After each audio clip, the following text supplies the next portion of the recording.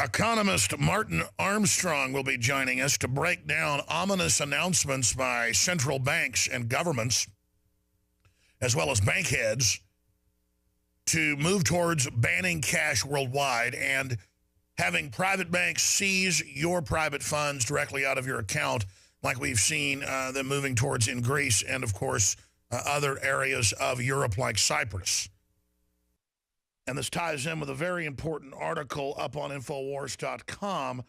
7 key events that are going to happen by the end of September. Is something really big about to happen? Well, I've said it, and everybody else has basically said it.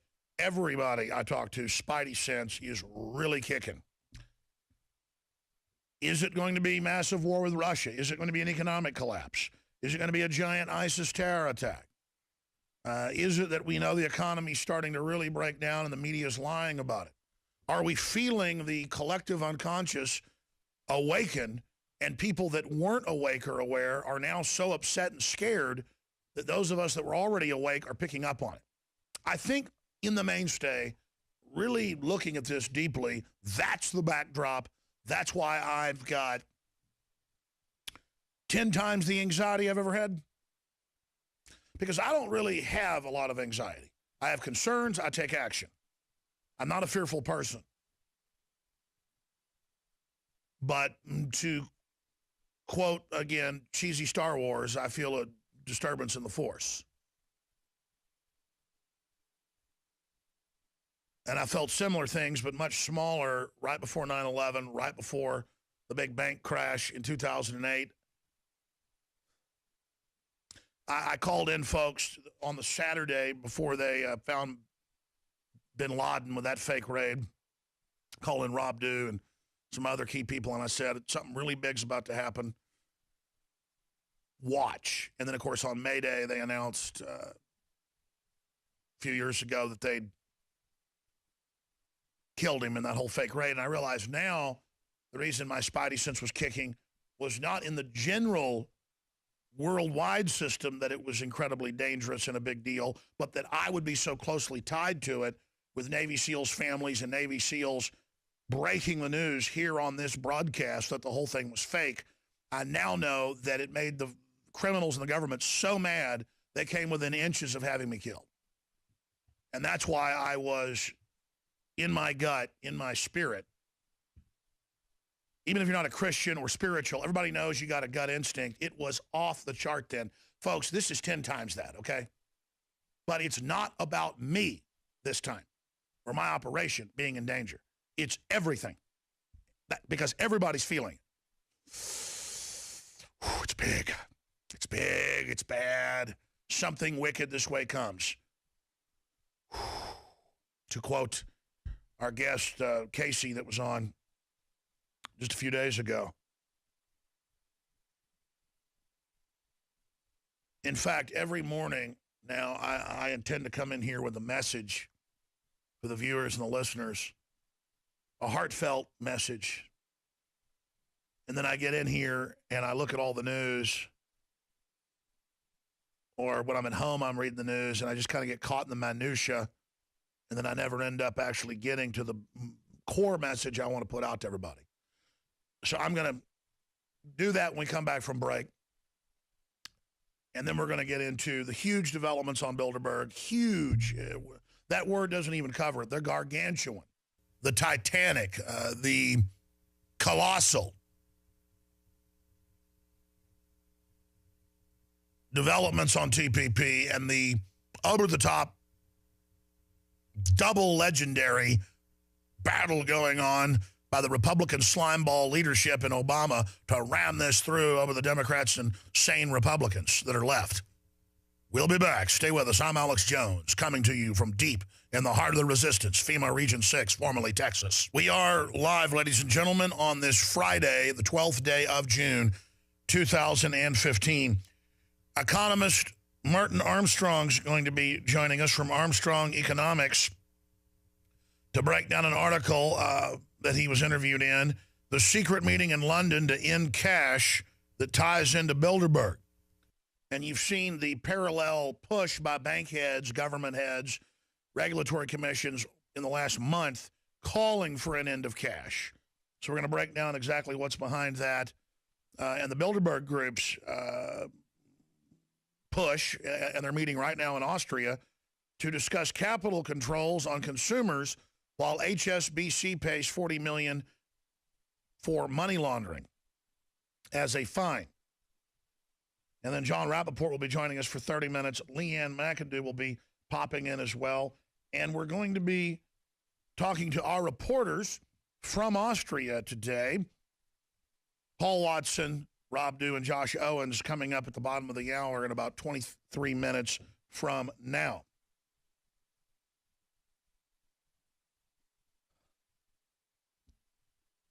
There is a big battle going on in the House. They've already passed giving the president dictatorial authority over everything in the so-called TPP deal in the Senate. It is now in the House. It is incredibly unpopular in national polls, upwards of 87% in Gallup and others. The treaty is secret, but the Senate has voted to give the president dictatorial power.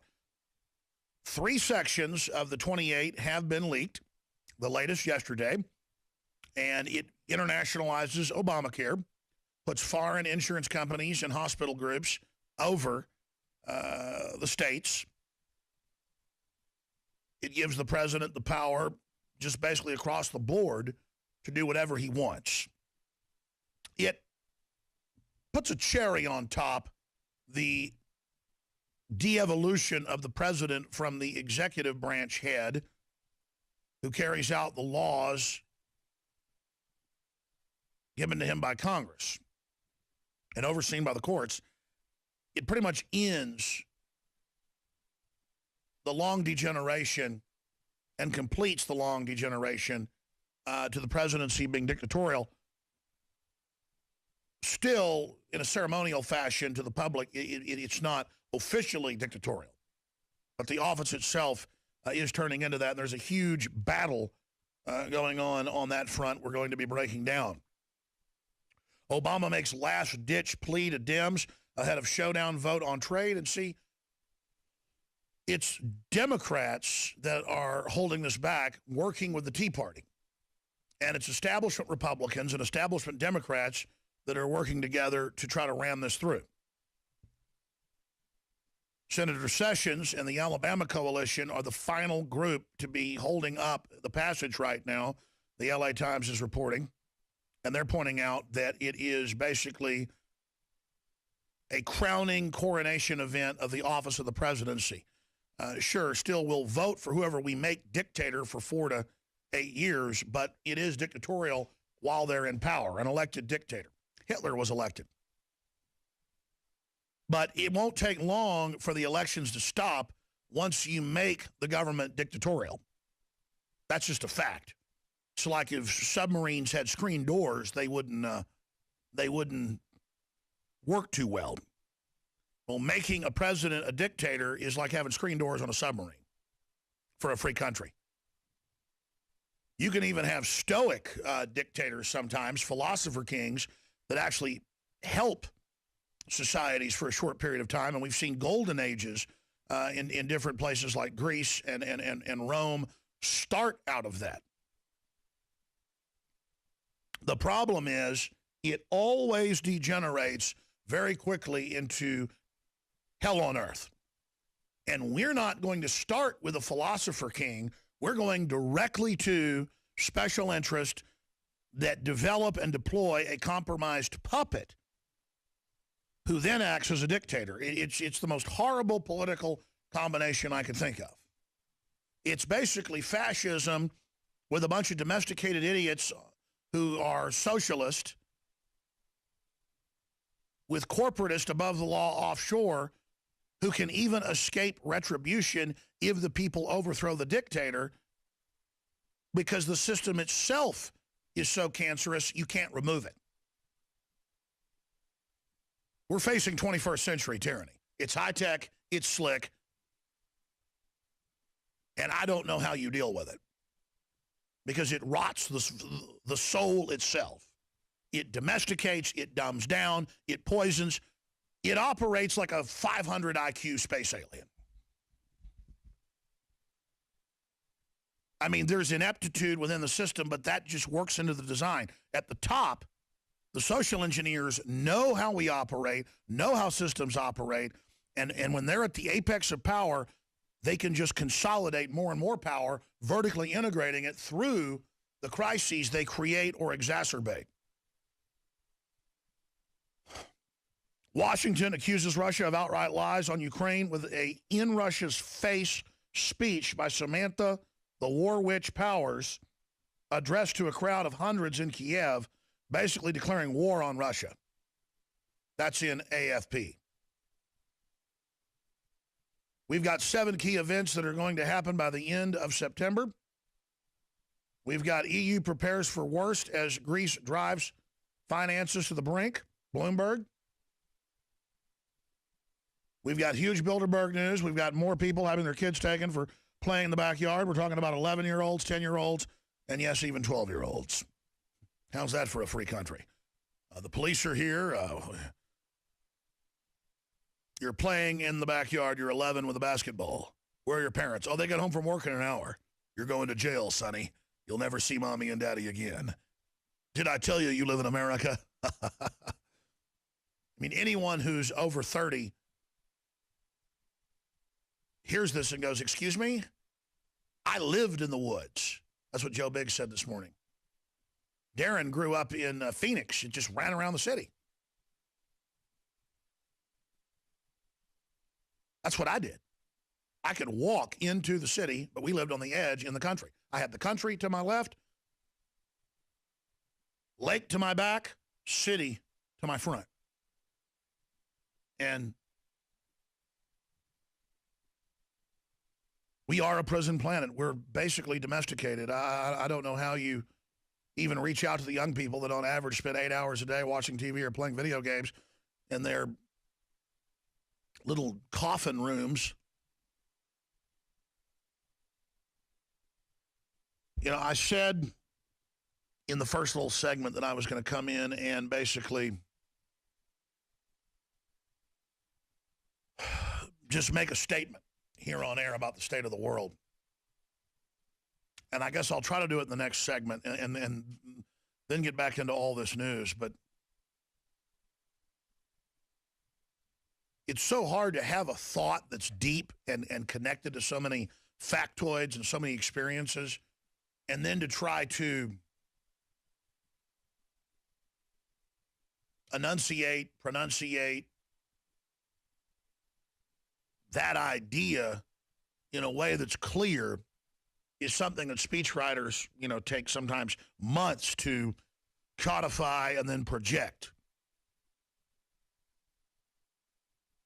I don't have the luxury of a big infrastructure like that to try to codify my ideas and then assemble them in a magnificent structure so that it might be a major warning sign or a major monument thwarting our headlong race over the edge into doom. But I think in the final equation, it's that. If you look at every social, economic, cultural, military, financial, scientific trend, we are going over the edge right now.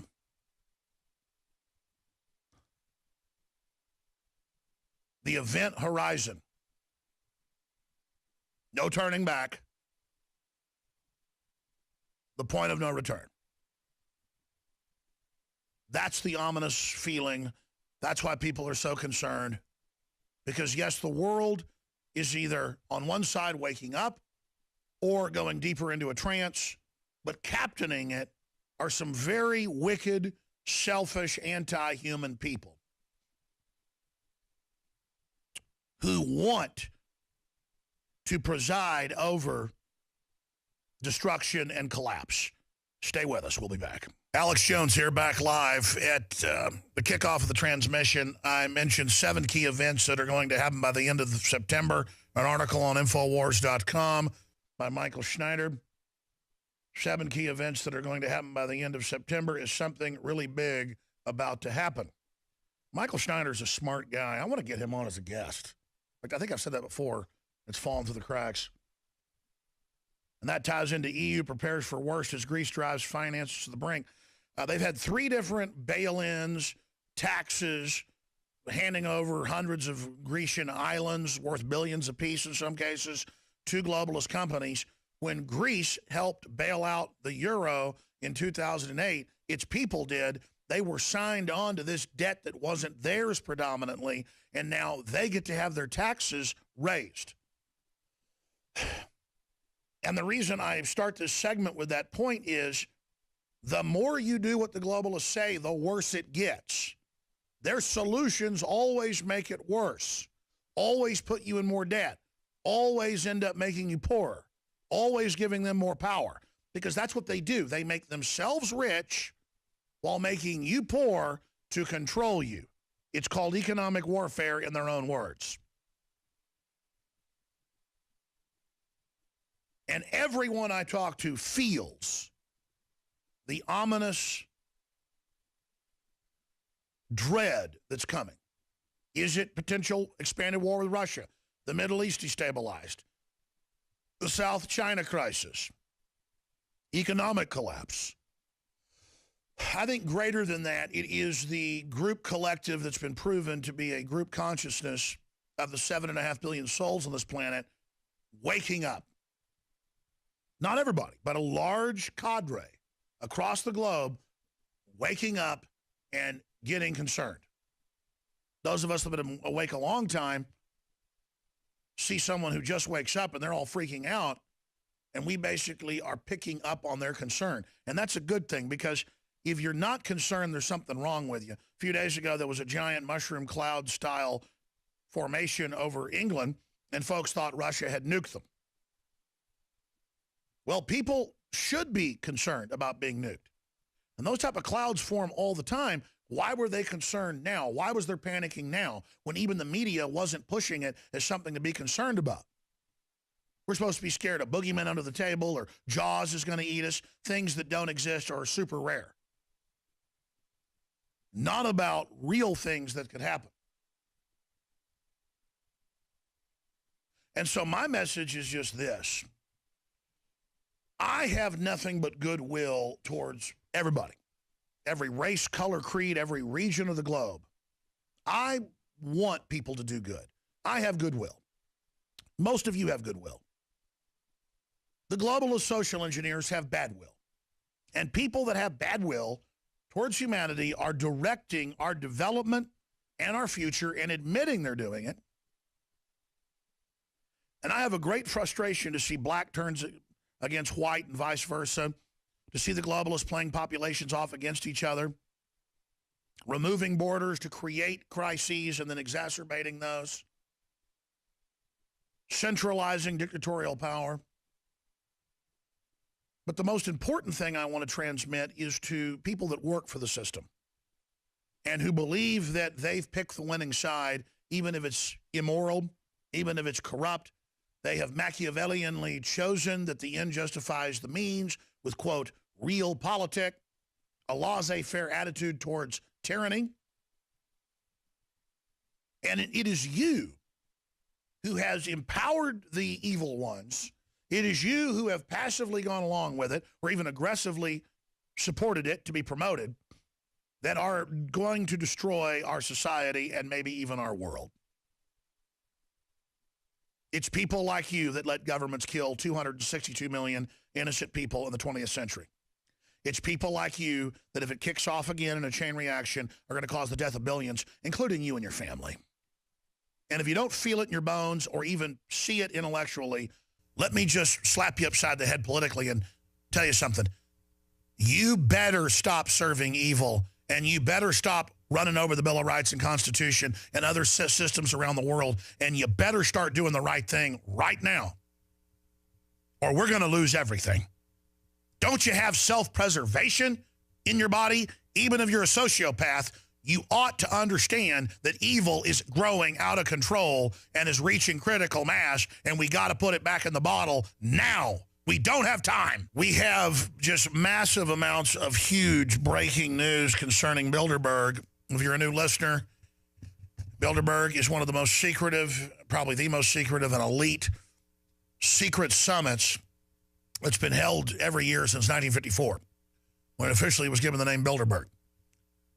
Of course, similar meetings were being chaired before that, but at that meeting, the old European robber baron elite, and this has now been declassified and released by Bilderberg about 11 years ago to the BBC, to establish the European Union, the North American Union, the Asian Union, and to bring in a planetary government. At the core of it being an Atlantic alliance, both sides of the Atlantic, to bring in the planetary regime, to bring in a global government based around guilt of hurting the earth, based on regulating the seas, the lands, the air. They developed the plan. They deployed the plan. They're almost complete right now. And if their plan is identified, it will not be able to be forced through. That's why TPP is so key.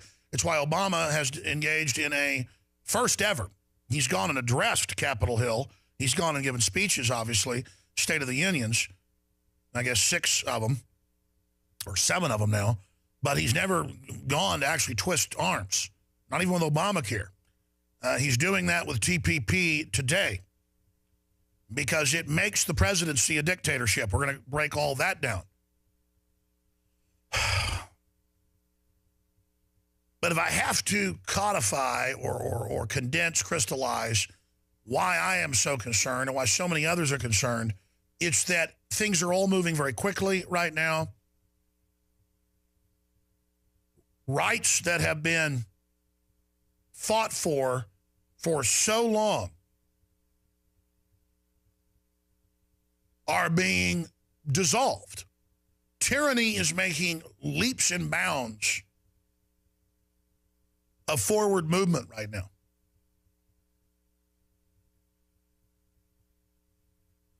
And it is very painful to behold it. Because if you understand how oppression works and how centralization works and how command and control works, it degrades the individual, it destroys productivity, it destroys security, it destroys honor, it destroys upward mobility. It is the Dark Ages. It is bondage. It is humiliation. It is poverty. It is sadness. It is disgrace. It is dishonor. Not since Magna Carta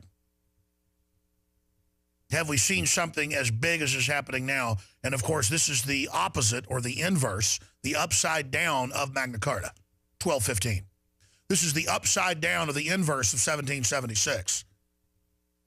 This is the upside down or inverse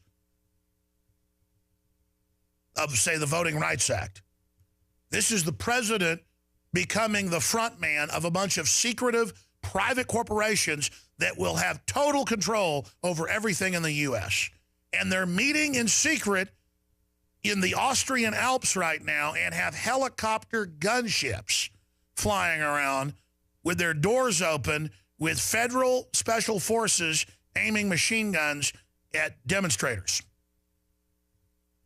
And Rob Dew and crew marched up to the top of the mountain to the military radar station that's right on the edge of the exclusion zone and recorded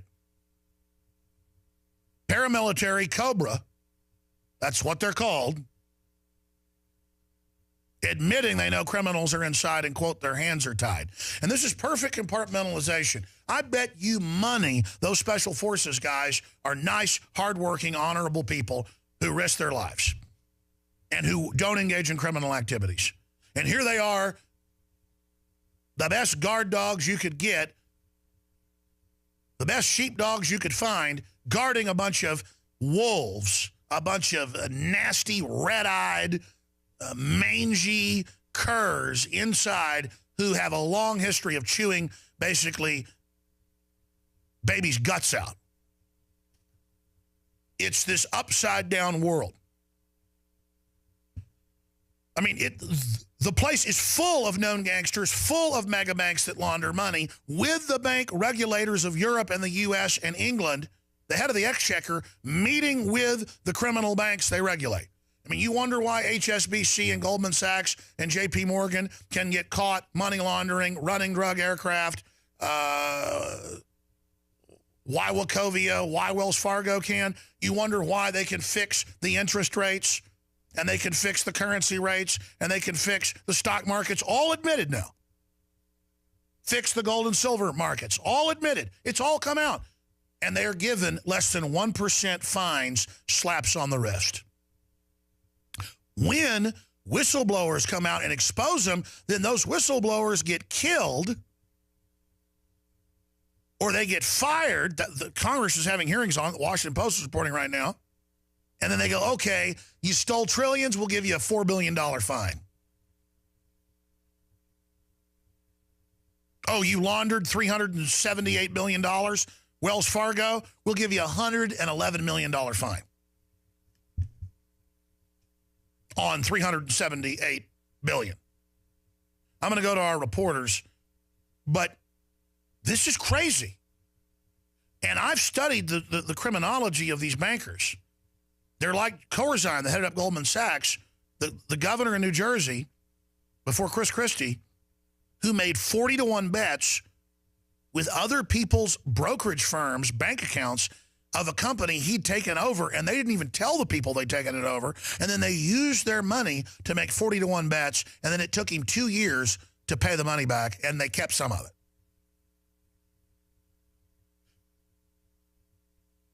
These people are crazy. They've got U.S. Special Forces and mercenaries fighting Russian Spetsnaz in eastern Ukraine right now, with Samantha Powers there today, just 6 hours ago, giving a threatening speech to Russia on their doorstep. It'd be like if the head Russian envoy to the UN was in basically Brownsville across the border threatening Texas. I mean, it's crazy. She's never been in the military. She doesn't know anything about geopolitics. You can look at her and see she's a power-crazed nobody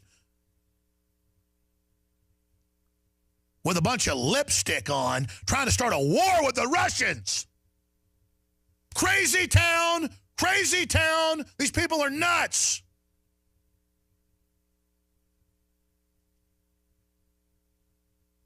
I mean, at least Hitler knew what he was doing and got his ass kicked.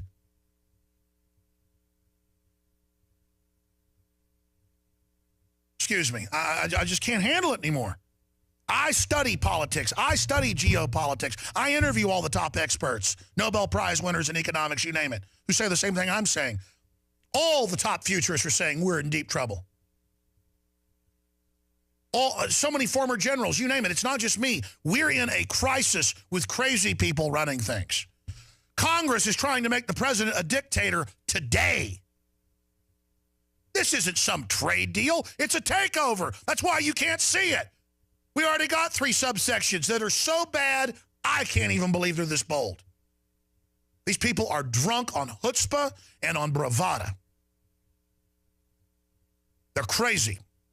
I'm going to stop right there and go to Paul Joseph Watson. There have been so many developments. They get followed by police everywhere. We've got a recording, audio recording we're going to play of them up on top of the mountain talking to the COBRA people. We've got, there's helicopters flying around with gun pods and guys hanging out the doors for like 20 members of the press. They're rousting it at 1 a.m. London Guardian reporters and interrogating them for 45 minutes and then taking them outside and shining spotlights in their eyes. And the cops even look pathetic and embarrassed while they're doing it, but they're ordered to do it. I mean, it's crazy. And then Bilderberg publishes, for the first time in a U.S. newspaper, a letter, we have it on Infowars.com, going, we are open to the public and want you to know everything we're doing. Thank you, press, for coming. A sick psych warfare event. I mean, everything with them is a sick joke in reverse. They say demons speak in reverse. I guess that must be true. Let's go to Paul Joseph Watson from Austria to give us the latest developments. Paul, Please tell us what's happened there at Bilderberg 2015 in the last 21 hours. Well, I think this day has got to be the worst in terms of harassment. It just seems to be getting more intense. First of all, our mugshots, mine, Josh, and Rob do, are up in the police cabin that's at the checkpoint at the bottom of the hill. All they have taped up to the wall are pictures of the passports of myself, Rob Dew, and Josh Owens, and a picture of our vehicle, and then a map of the area, and that's it. So why do they need that there? Whether they're, that's the instruction to treat us better, or whether it's, if you get filmed at the checkpoint again, arrest these people. God only knows. It means leave you alone. Go ahead. So, yeah, we noticed that last night, and I saw it again driving down today. But I was thinking earlier, the last 3 Bilderbergs that I went to, this is my 4th, I never got asked for ID once. At any of those last 3 Bilderbergs, I've been asked for ID here more times in this 3-day period than my entire life. Well, that's the joke about German culture. When you go to bars in England, they don't normally ask for ID. So literally they've asked for my ID, and that's not even the start of it.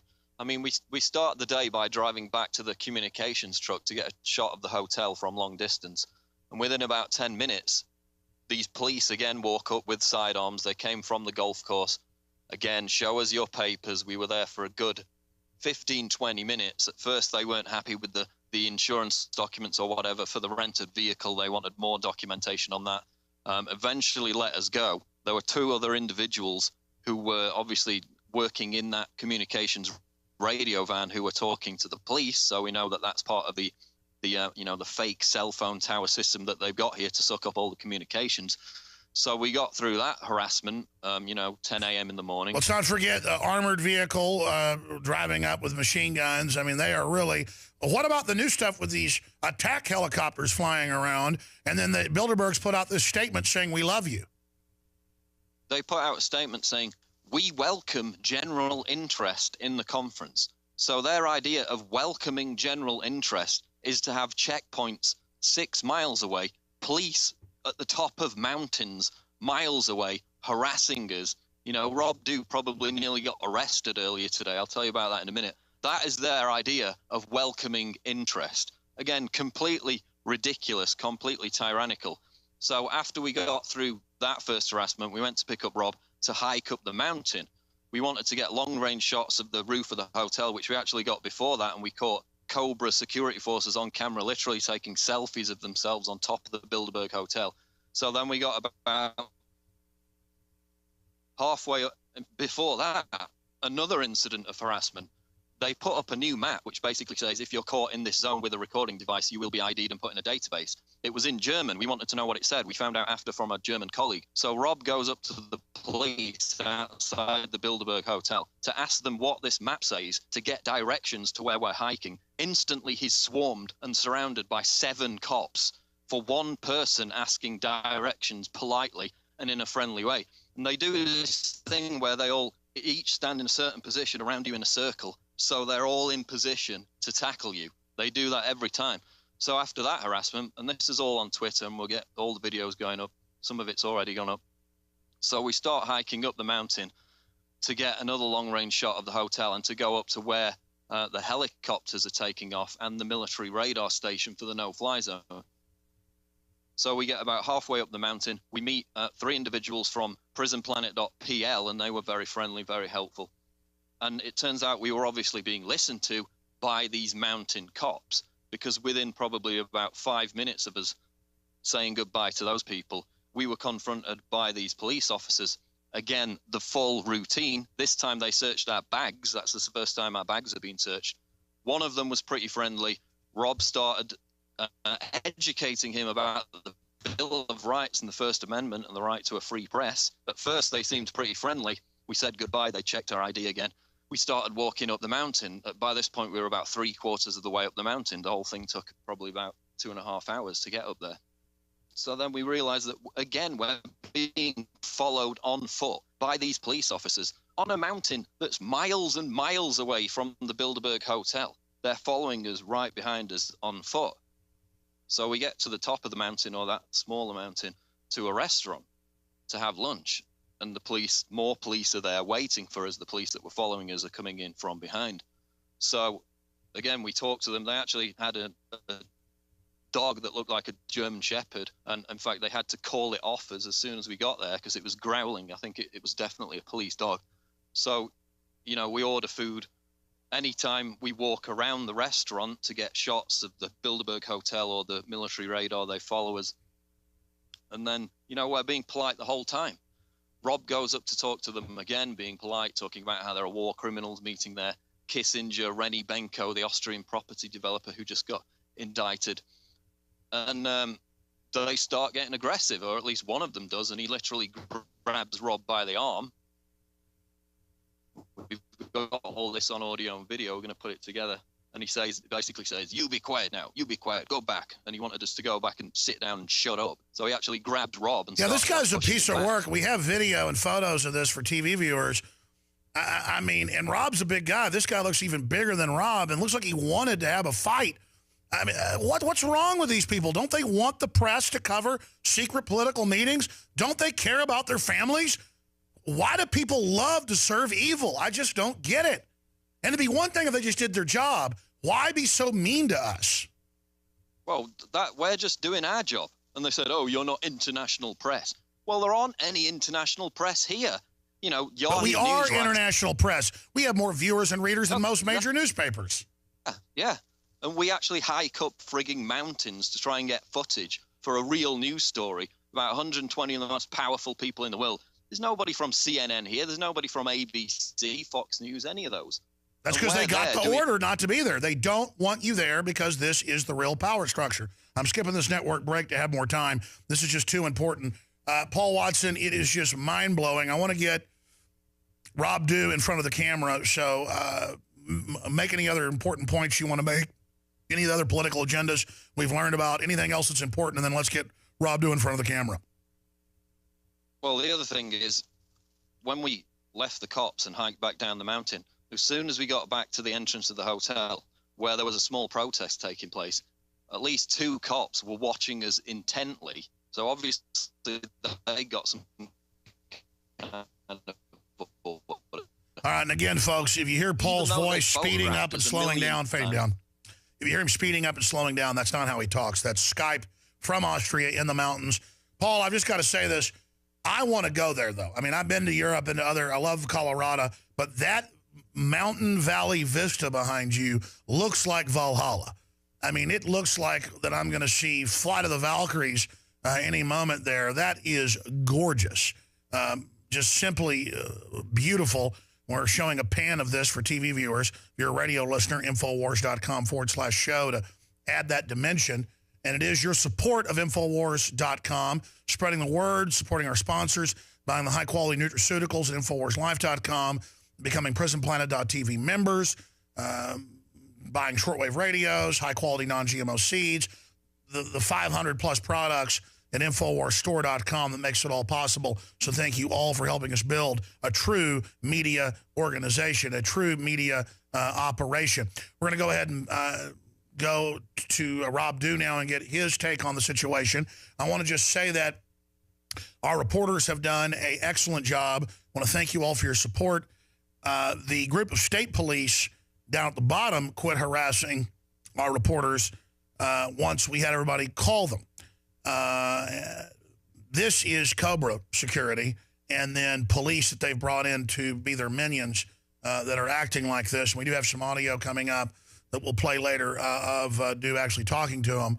And there's video too, but the camera's pointed at the ground. But very aggressive tactics, very third world, very shameful of Austria. This is the worst we've seen even in quasi-third world areas like Turkey and Greece. And, of course, they were once not third world. Greece was first world. The first world started there, but it's been taken over by the bankers and put in the toilet bowl. Still beautiful, not running down Greece. A lot of awake people there. But just really, really shameful. Let's go to Rob Dew. Okay, we just lost their connection. We're going to go back to them here in just a moment. As I was just plugging, please check out the high-quality Survival Shield Nascent Iodine X2.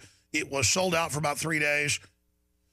We warned you that we're running out of the deep earth crystal source. We're trying to secure more of that right now. We said we had a small amount a few weeks ago in manufacturing process at the laboratory. That was delivered yesterday. At current sales rates, it will be sold out by next week, and then it could be months. You know, DNA Force was sold out for 4 or 5 months. I hope Survival Shield X2 is not going to sell out. We still have the original Survival Shield that is excellent. It's not as strong. It's from kelp, clean kelp source.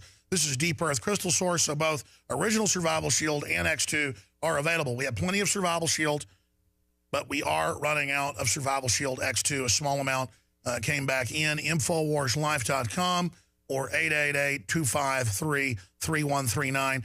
We still have the Pro 1 G2 pitcher filters, the filter and the pitcher, 20% off, normally $69, now $55. I can't say buying this really supports this because it's almost at cost, but this is one of our loss leader specials right now at InfoWarsStore.com. We're going to go ahead and roll some of that audio from up at the radar emplacement that the military has put in for the event. Of course, they stick this up there by a small restaurant for the Alpiners, and then just didn't like our guys daring to come up and talk to them, and got physical. And so Rob Dew put his hands up. We've got the still photos of it that some of the tourists were taking, and then the cop put his hands up as a joke afterwards as well. I guess hoping that Dew would do something. Very shameful. If you want to fight us, get a boxing ring and put gloves on, punk. Don't be a coward. Let's go ahead and go to the audio. Here it is. Yeah? What's that? You can't walk over here? Good dog. What's wrong? It's for security. For security? For who? From us? No, from us. For we're bad? Why are we bad? Journalists is bad in Austria? Yes. How is a journalist bad in Austria? You're protecting criminals, you know that. Okay. You understand? I understand. Do you understand? You're protecting criminals. It's ridiculous. Yes. And yet we're treated like criminals. You got our passports, take picture, send them in. I'm a journalist. I have no gun. Okay. I have nothing. and you're justifying it right now. You know? What's your name?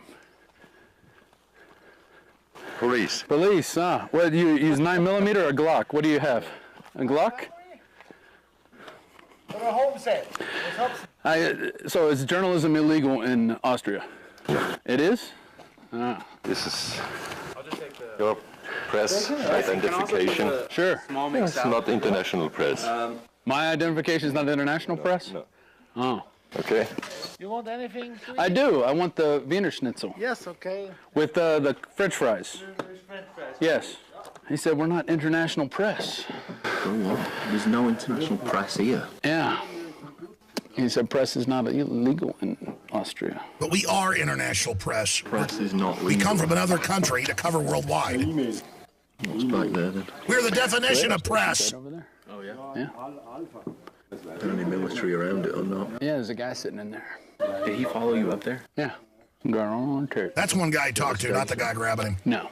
I just got an audio of him saying press is illegal. And I asked him his name and I asked why he's protecting criminals. And I said a journalist bad.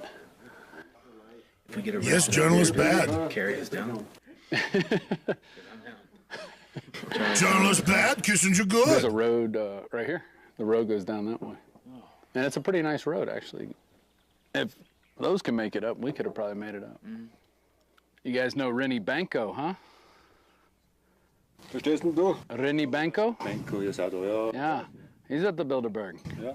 His suspended sentence for fraud, embezzlement, real estate transactions, illegal. I love how people talk to foreigners. They talk in like a fake accent. Henry Kissinger, criminal.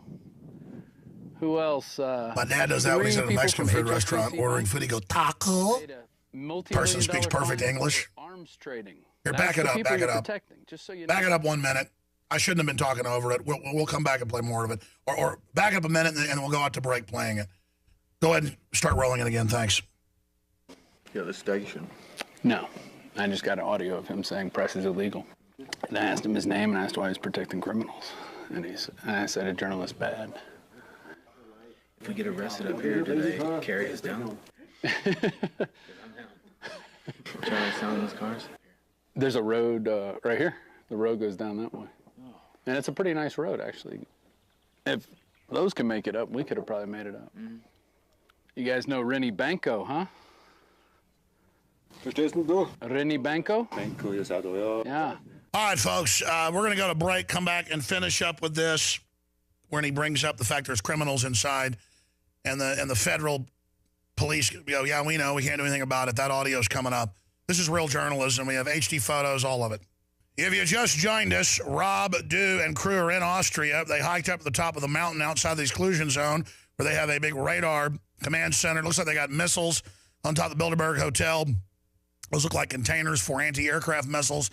They've got attack helicopters flying around with guys hanging out with machine guns.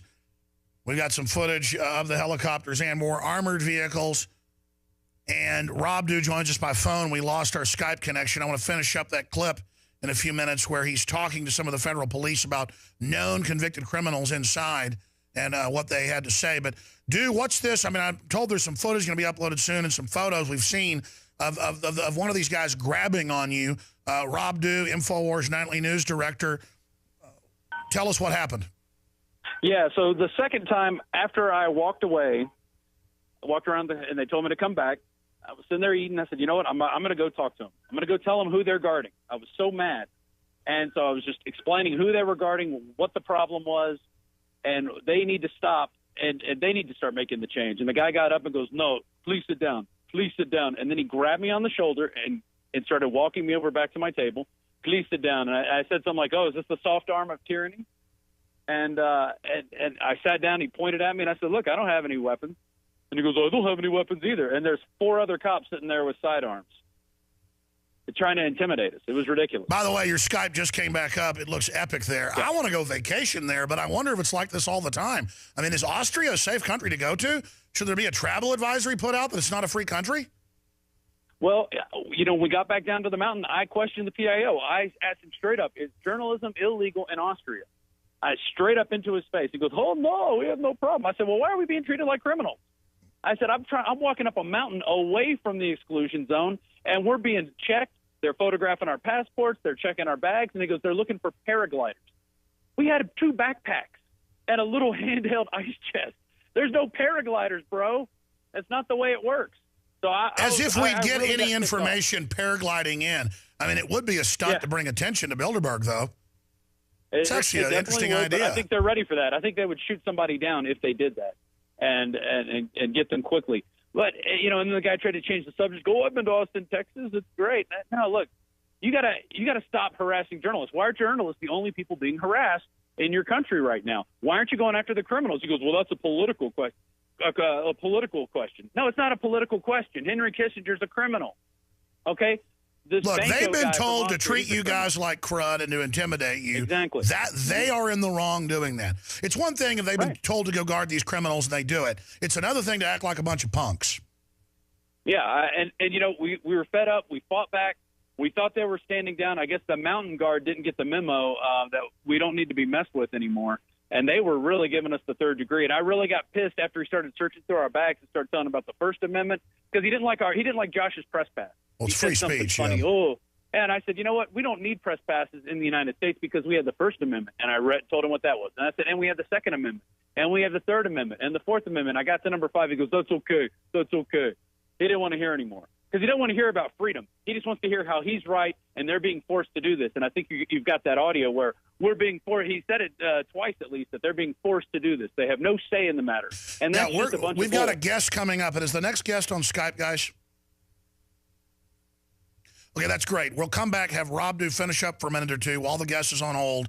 We'll play that audio, finishing it up, and then we'll go to the economist that's joining us for the balance of the hour with big news that ties into global currency control. They fix the markets. They fix the interest rates. They fix the currency rates. They launder the money.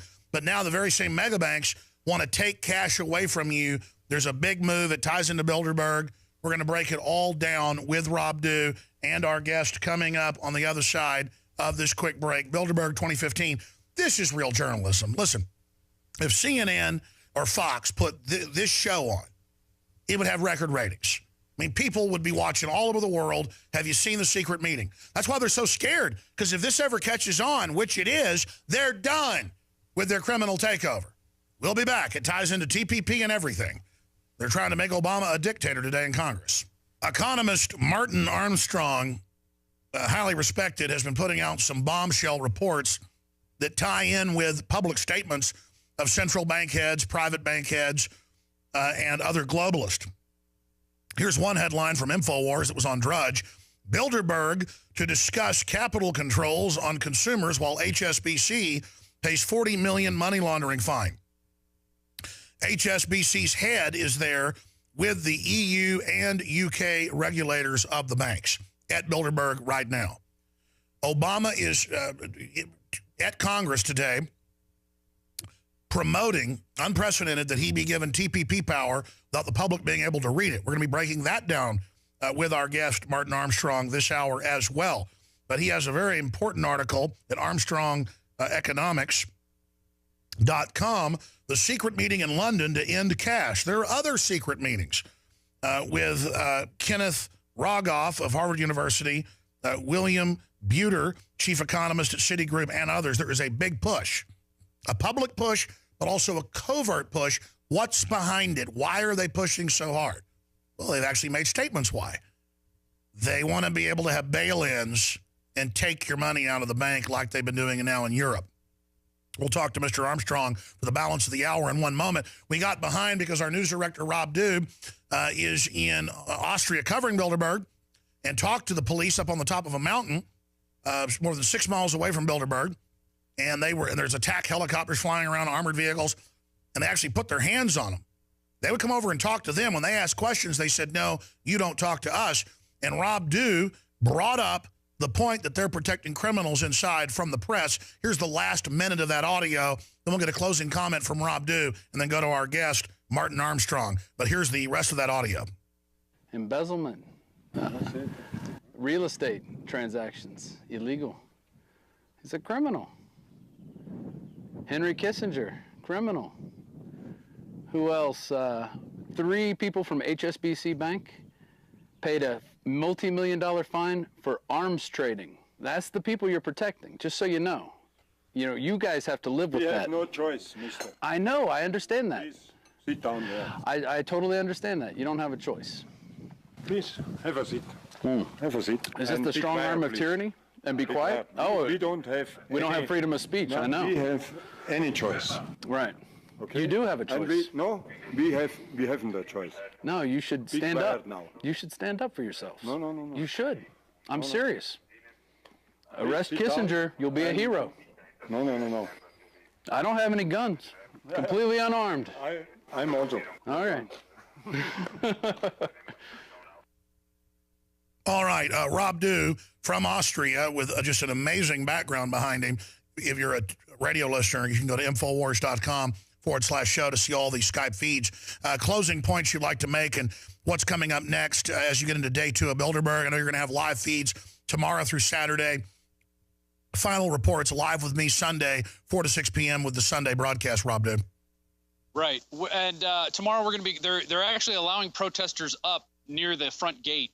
There was a little protest going on when we came down the mountain. There was nobody there when we went up there earlier except police. And, you know, we're just sick and tired of the tyrannical behavior of the cops acting like we're criminals. And, you know, I just don't know what else to say at this point. We asked them, is journalism illegal? And they couldn't give us a straight answer. And the PIO's like, oh, no, of course, everything's fine. Everything's fine. It's not fine. You're treating journalists on an individual basis without any kind of dignity or respect, while you're letting criminals, you're chauffeuring them in, you're providing protection for them. And implying that you're violent, but let's get the photos. I know the head of Google's been photographed there, Schmidt. There's a lot of key intel getting out. It's all on Infowars.com and PrisonPlanet.com. So we'll talk to you and Josh and others, probably in overdrive today. But let's get down to that checkpoint, get some more HD footage and photos up on Twitter and Facebook and at Infowars.com/B for Bilderberg. Rob, anything else? I just want to say I did a report up on top of the mountain, and it was really a report to educate the police that were sitting there right behind Josh, all armed. And I did speak in broken English. So when people see this report, it's not because I'm retarded or anything. It's because I'm trying to communicate to other humans and make them understand what they're really doing and what it represents by them being there and doing that. So I do this whole kind of broken English. You talking report. caveman to them? Sort of, and I did it all in one take. I was pretty proud of myself. I talked for about 4 minutes nonstop, and then Bilderberg bad, right? Bilderberg criminal. And then I kept pointing to where the criminals were, so they knew who they. So maybe when they look back on it, they're like, "God, we really were jerks. We really were on the wrong side of history." And maybe they'll change. Maybe somebody in that, because this is the thing. You never know who you're going to educate with these videos. It's going to be one person that we reach at some point who's going to pull the lever, and then it's going to start changing. It's going to be the domino that. Well, it's already happening. I mean, each of us are little rocks thrown into the pool, and the ripples go on forever. Thank you so much, Rob, dude. Rob, you're doing a great job. Rob is so funny, though, because I heard it in the audio, and it's this phenomenon where folks think if you're talking to somebody from a different language, that if you talk like baby talk to them or kind of put on their accent, that they then understand it. And people do it. Maybe they're right. Maybe I'm wrong. I just talk to somebody like I talk. But I got so many friends and family that will, if they're talking to an Asian person who's lived in America their whole life, probably third generation, they'll go, hello. They almost go ding, ding, ding, ding, ding, ding, ding. And it just, and so I guess with like Germans or Austrians, you'll be like, I know the Führer. Ein Volk, ein Reich. Do you understand that? But amazing HD footage that we're showing right now. The Skype is just incredibly clear. That is amazing. That is so beautiful. Even prettier than places I've seen in Colorado. Wow. Okay, shifting gears, ladies and gentlemen, from Bilderberg 2015 to what their agenda is. They've got a private agenda that's draconian, but their public agenda is draconian as well. Martin Armstrong began his studies into market behavior, and when he first became fascinated by events during the crash of '66, working through the period exposed him to the real world compared to the theories offered in school. He became one of the very first to begin forecasting currencies. He began creating a global model in the mid-'70s and was published the results in '72. In '85, Armstrong was certainly one of the top premier foreign exchange analysts in the world. In '86, Armstrong published The Greatest Bull Market in History. This was the first study ever written that put the entire world events together, demonstrating that the Great Depression of the 30s was a global capital flow problem set in motion largely by sovereign debt issues that led to a massive capital flight into the dollar that created a tidal wave of deflation. Armstrong's work has become world-renowned.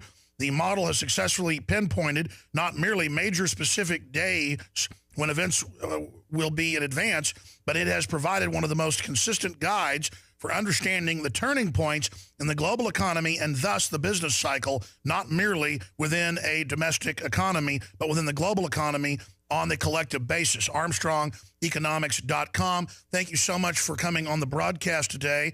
And I'd like to launch into your overall view on the economy worldwide and then get into this amazing article, The Secret Meeting in London to End Cash. You put this out on the 23rd.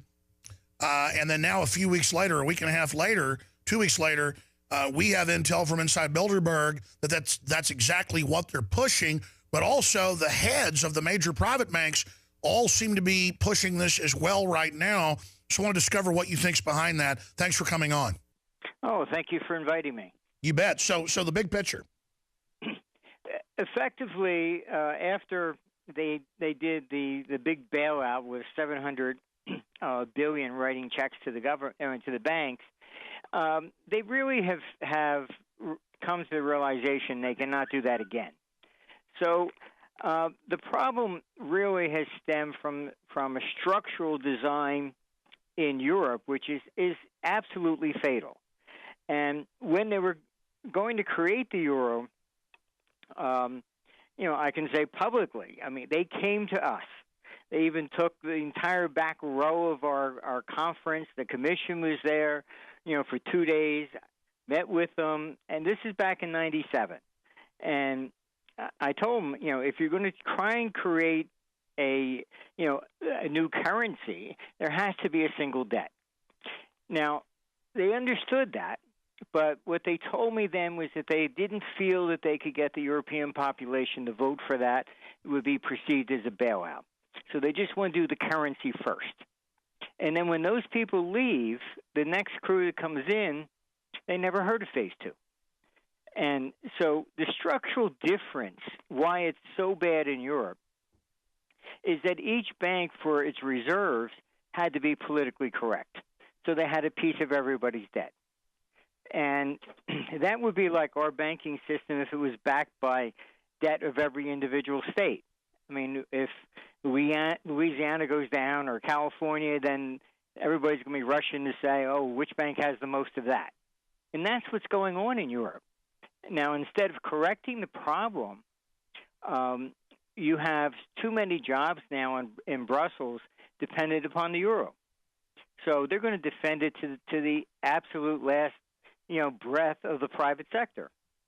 And so that's where the real drive to move to electronic currency is all about. And they see it as preventing you from running to the bank and taking your money out. So it eliminates a bank run. And that's their main purpose in Europe. So secondly is they want to collect absolutely every, penny they think you owe in taxes. So it's getting to be really crazy. I mean, you're not going to, with these people, they want to basically take it to the point where you cannot buy or sell anything without approval of the government. And so bottom line, in layman's terms, and again, a major documentary feature hit film was made about your predictions coming true that was released last year, has a 7.9 rating. It's very high on IMDb. The forecaster, we can put the IMDb screen up there for TV viewers, the forecaster. It's a documentary about you. And so it's really scary to hear somebody of your prominence, Mr. Armstrong, saying what so many of us have seen the signs of, because you know a lot of these people, you're on the inside. We see them pushing it now openly and saying, we want to get rid of cash, so you have to keep your money in the bank so we can basically bail in and take whatever we want. That is frightening, and we see Greece as a microcosm. No amount of money ever paid into this will prop it up. I mean, is that what you're saying? Nothing will keep Humpty Dumpty together? No, I mean, absolutely every government in the world is following the same exact system. And they just borrow year after year, and they never pay anything off. And when I have met with them, I met with the U.S. Treasury during the Reagan period, and the national debt was $1 trillion. And that's when Volcker raised interest rates, up to, they were going up to 17%. And I'm looking at this and saying, my God, just put it into a calculator. The national debt's going to be at $6 trillion by the end of the decade. And I met with them, and I said, I thought, well, maybe you don't see this, or what's going on here? You're crazy with this stuff. And they said, yeah, but Marty, we'll be paying back with cheaper dollars. And so I said, okay, you guys know what you're doing. And everything is a dog and pony show. I guess what made me so famous was when I got called in for the formation of G5, and I first thought I made it. I was one of 35 people in the world being consulted, and then you get there, and it's like, okay, how do we save the world economy? Oh, sorry, your 15 minutes is up. Next. And then they stand up and they say, this is what we're going to do, and we've consulted the top experts, and they do nothing that anybody ever told them to do. So it's really a dog and pony show, and this whole thing is about really their power and retaining it. That's it. Well, we see this not just in economics and not just banking, but in every major sector now with the EU and the U.S. government and others. They call in the experts, the top people, ignore everything they say, but then say, we've talked to the experts. It's like the Delphi technique, where they'll say Agenda 21, which is global regulations at the local level. They'll call everyone in, say, thank you, we've heard what you want. And then they'll do basically the opposite of what the people want, but then claim they did what they said. Like you said, it's a dog and pony show, I guess, to pacify economists, or then when it all crashes, say, well, we consulted them when the economists actually told them different. Well, in '85, after I went through this, I got, I said, the hell with this, and I wrote a letter, directly to the White House. And I said, you people are crazy. You're going to cause a crash within 2 years. Our biggest problem is those in government, honestly, are lawyers, all right, with no practical experience. And they think that all they have to do is write a law, and then you have to do it. It's not a question of how those things function. It's, well, we'll just make it do it this. And so in 85, forming the G5, the dollar was up dramatically at that point. The Deutschmark was like 4 to the dollar. And they basically just stood up and said, okay, fine, we're going to, we want to see the dollar 40% lower. And that was the 87 crash. And because I went public and warned them they were going to create this crash if they do this, I mean, a common sense. You sold the Japanese, everything from Rockefeller Center on down. And they own like more than a third of the U.S. national debt. Now you stand up and you say you're going to devalue it by 40%. Don't you think they would sell? There's no rational discussion with these people. And so they just started selling, and that was your 87 crash. When I got called in for that, I didn't want to go in at all. And they started lobbying my friends. And they said, oh, Marty, you got to do this. I said, you haven't had to deal with these people. I said, it's a waste of time.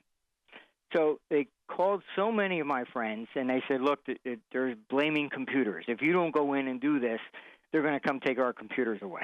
So I went in, and honestly, the first thing they say, well, we're going to find the person that shorted this market and made it go down. And I just said, look, every investigation since 1907 began that way. You never found anybody. I said, that's not what makes markets go There down. isn't a cow that kicked over the can and burned down St. Louis. No, I mean, it's just what happens is that everybody's wrong. And then for whatever reason, something scares them. And they tried to basically sell, and there's no bid. That's a flash crash. The market just immediately collapses. And it's not that somebody comes in and short and sells, overpowers the market. That's a nice theory, but it's never happened. It's just that the majority are long, and they're trying to sell, and there's no bid. So well, let's expand on that then, and then we can go back in time, because it's important, obviously, to do that. But looking at current things, how ominous is it? Let's talk about this secret meeting in London to end cash. And along with that now is this huge push in the media to get rid of cash. That's a bold move, but again, let's talk about why they would want to do that, A, but then B, about the secret meeting. Well, that's how they pull this off. The media is part of the tool. And it was Larry Summers who first came out and said, gee, interest rates should go negative. Now, he wasn't in the administration. He was just at Harvard. So what happens is they can, if the market rejects it, they can say, oh, that's just him talking. If it accepts it, all right, they're right behind it. So this is how politics really works. So what you're seeing right now is the media coming out, yeah, we should get rid of cash. And that is the balloon. They're floating. They're trying to get, yes, they're trying to get everybody accustomed to it. And largely so that they can it's in the U.S., they want taxes. My sister just went to go buy a house, all right, to get a mortgage. And my mother had written her a check for $400 reimbursing her for some medicine that she picked up. And because that was in her account, she had to explain what the $400 was, why it was given to her. Right? I mean, $400. I mean, it is, you have to give detail to every dime you have and where it came from. They're training us to live in a 1984 economic society, and they admit, so they have total control. It's absolute total control, and it is scary because I was just over in Europe. In Spain, they have basically shut down all the retail gold coin sellers. You can sell your gold, but you can't find bullion coins to buy. Not even the banks sell them anymore. You can in Italy, and you can in Germany. France, they've been shutting it down, and also over in Spain. So they're trying to kill any potential underground economy as well. And it's very interesting, but that's the direction they want to go in. They never see themselves as the problem. You're the problem. And they believe that they can prop up the euro and all these big systems by bringing in economic totalitarianism. Won't that just stall economies even more? The economy, the reason I've been pretty much so vocal, coming from the professional side, liquidity is absolutely evaporating. And it is scary because that means when this thing turns down after October and government bonds, et cetera, you're going to see a massive, collapse, massive, because there's no bid. Good God. And it's really, capital is scared to death everywhere. And they've been selling the longer-term paper, 10-year bonds, et cetera. The bonds have crashed. And they're moving everything into like 30-day to 6-month paper max. And because nobody knows what's going on. Mr. Armstrong, we've got to go to break. I should have brought up your articles about coming crash first. I always seem to do interviews this way where the bombshell stuff comes at the end. I want to come back and try to give you the floor to really spend 10 minutes, if you can, presenting to everybody as a leading economist, highly respected, mainstream articles about your predictions coming true, what you're saying, because you're talking about October, you're talking about end of the year, 2016. When are you saying this crash comes? What do you think it looks like? You predicted the 87 situation. We want to hear from you. Thank you for joining us.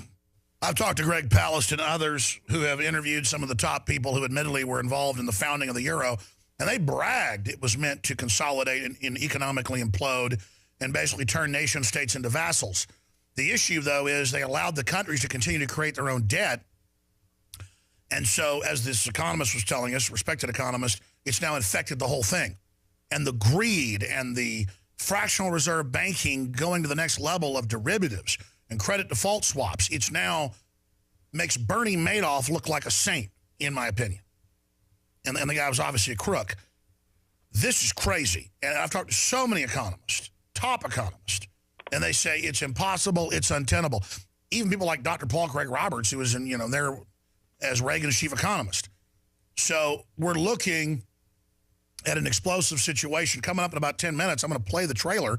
It came out last year, was a big hit for The Forecaster, so you get an idea of what Mr. Armstrong is basically breaking down. ArmstrongEconomics.com, Martin Armstrong. So try to condense it all, because I've been asking questions, I've been interrupting. All of it together, the war on cash, the consolidation. Looks like we're going to a feudal system where everything we do is categorized, tracked, and that they believe through a command and control economy, they can basically prop up anything, which is clearly impossible. I can figure that out with a calculator. And then you talk about a crash coming after October. Can you try to boil down why, when, and what it's going to look like? Sure.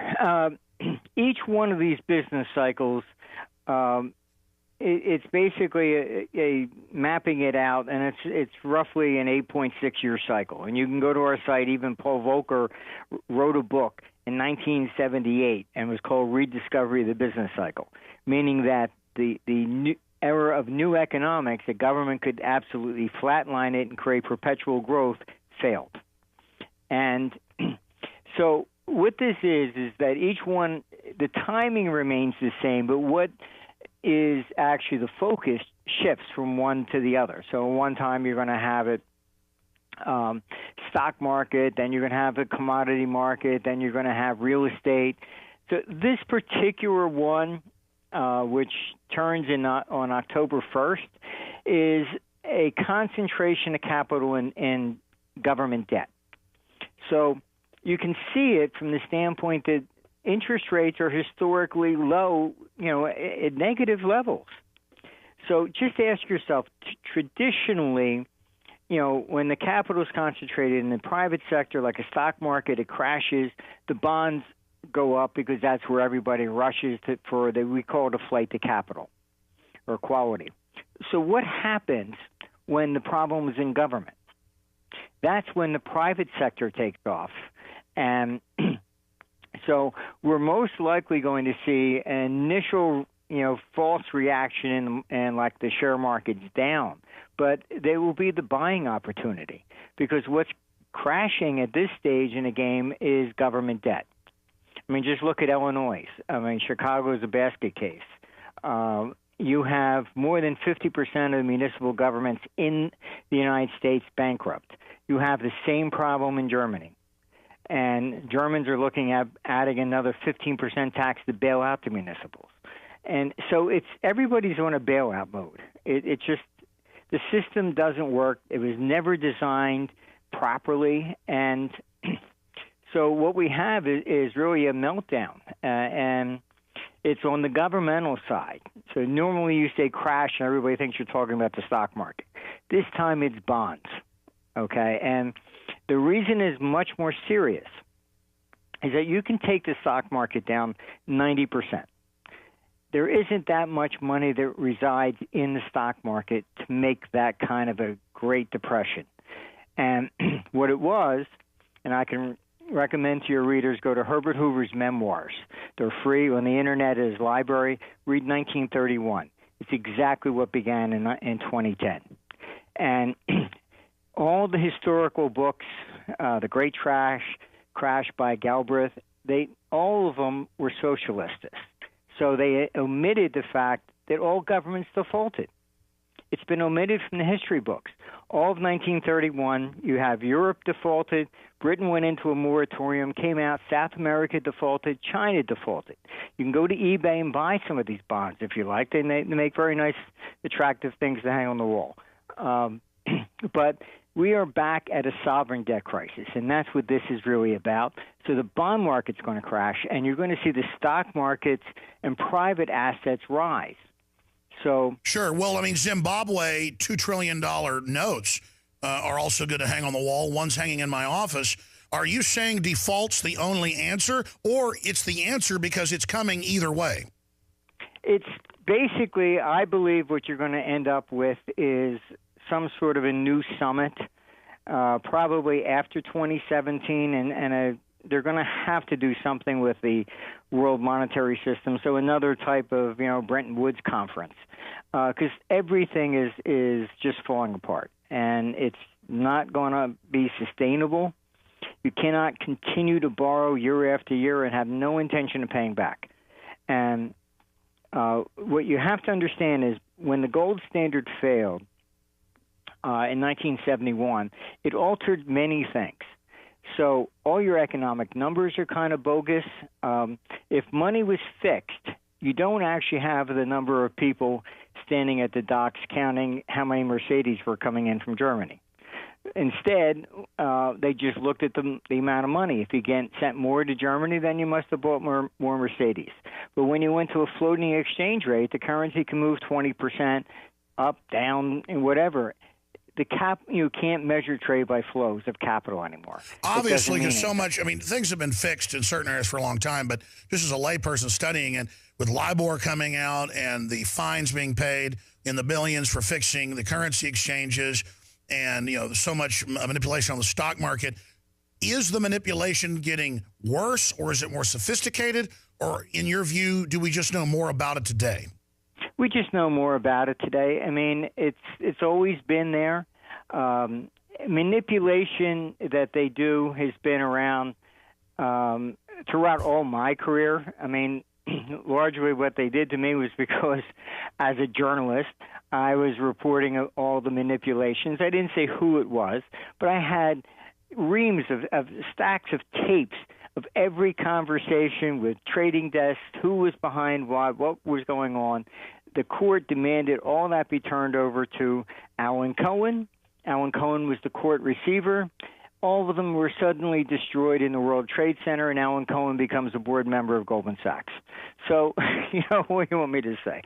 And when he's working for Goldman Sachs, he's still working for the court simultaneously, which is totally a conflict of interest. But they do whatever they need to do.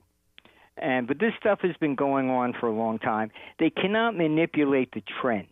They can manipulate markets within the trend. but they can't actually take a bear market and make it a bull market. And they don't care if things are untenable because they're making so much money because they get to rig the system and make profits and then pass us on all the toxic problems that come along with that. And then you see the war on lemonade stands, the war on underground economies, the war on Amish selling cheese, the war on kids, 11-year-olds being in their own backyards. We see this police state forming, not just here, but in Europe. And even Forbes said, no, they're getting us ready for a cashless society. They don't want us to be able to basically survive during the collapse. They want to make us go under their social engineering. I don't think they're going to reform it.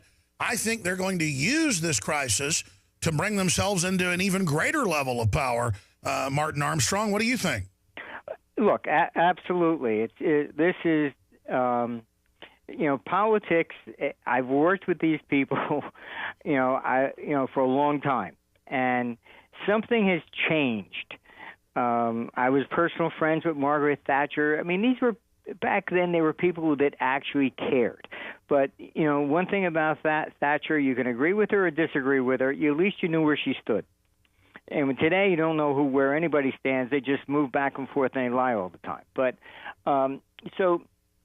Nobody of substance is really willing to step up. So we've lost a moral compass. We're in la-la land. That sounds like it's just megalomania. I'm sorry. Go ahead. Yeah, it is. You look at what they're doing with Obama wants basically dictatorial powers over trade. That's it. Congress to surrender everything. We're living in more of a dictatorship than we are in, and it's not democracy. Democracy means that you should have the right to vote on everything, okay?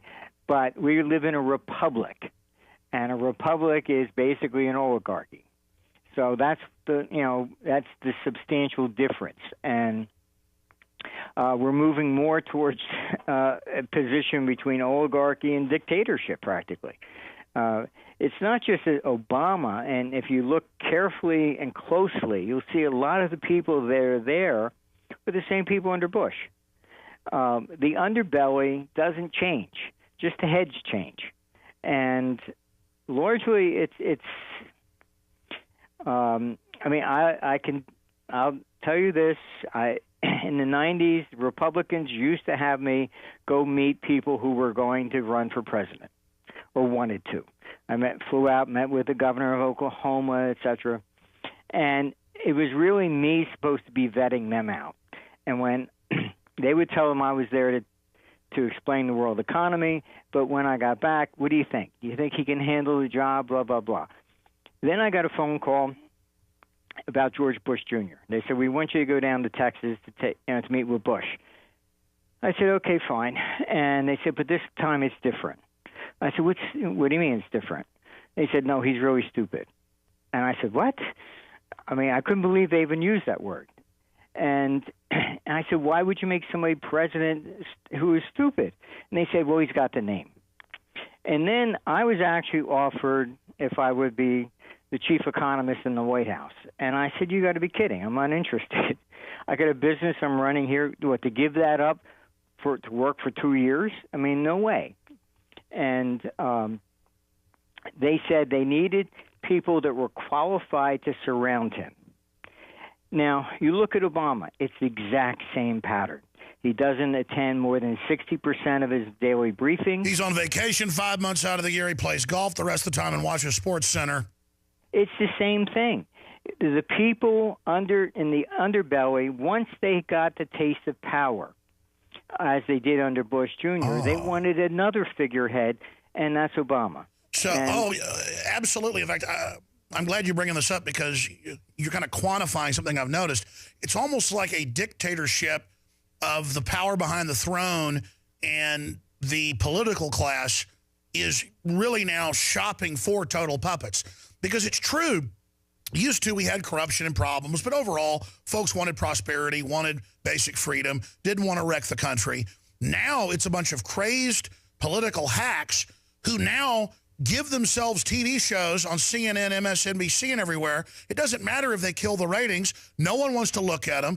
They don't have any good information, but they're egomaniacs. They're now on air. And it's really scary. It is. It's a sad state of affairs, and I mean, even with my movie, it's been, a blockbuster everywhere outside the country. It made the nightly news in Germany. I was handed flowers in Dresden. I mean, it was just amazing. Yet it's not being shown in where? United States. Where's the other country? Switzerland. But it's being considered to be shown in Moscow by the Kremlin and also in China. But so we talk about, North Korea was blocking a film. Well, the United States does the same thing. Well, they've always had political pundits on the news, but now it's almost all that's there spewing doublespeak. I mean, Gibbs got on MSNBC and admitted he was told to say there was no drone program when it was public for years. And it's like denying that the Atlantic Ocean exists. Speaking of your film, which is a blockbuster around the world, has very, very high ratings, really breaks it all down. Here is The Forecaster, the film about this gentleman, which is now available on Blu-ray and DVD. Here it is. It starts in August of 1999. Yeltsin's going to run for election in 2000. They get Yeltsin to take $7 billion from the IMF loans. Now they threaten Yeltsin. You're not going to run for election in 2000. Otherwise, all this is going to come out that you stole $7 billion from the IMF. Сегодня я в последний раз обращаюсь к вам как президент России. This is how Putin gets in. We all know something is wrong. The reason we have this crisis is because since World War II, they basically borrow year after year. He didn't want to go to college. His father said, you got to do something. So he enrolled him in RCA computer store. I thought I could create a system that stores the knowledge of a century to predict the future. The entire trading community would scramble to see signals as soon as they were released. He predicted the top in the Nikkei index. The Universal Bank of Lebanon says, listen, could you make a model? And the computer says, your country's is going to completely fall apart in 8 days. Obviously, that prediction was correct. They realized that the model could forecast the rise or fall of a nation. They wanted that source code, which is text. We went to source code. I said, not getting it. Sorry. The government came in, they shut down everything, seized all the accounts. I had friends, they said, we put up the money in cash tonight. He's held with the worst of the worst. He wasn't backing down, and didn't seem like they were either. And he said to his mom, they want what I've spent my entire life developing, and I'm not giving it to them.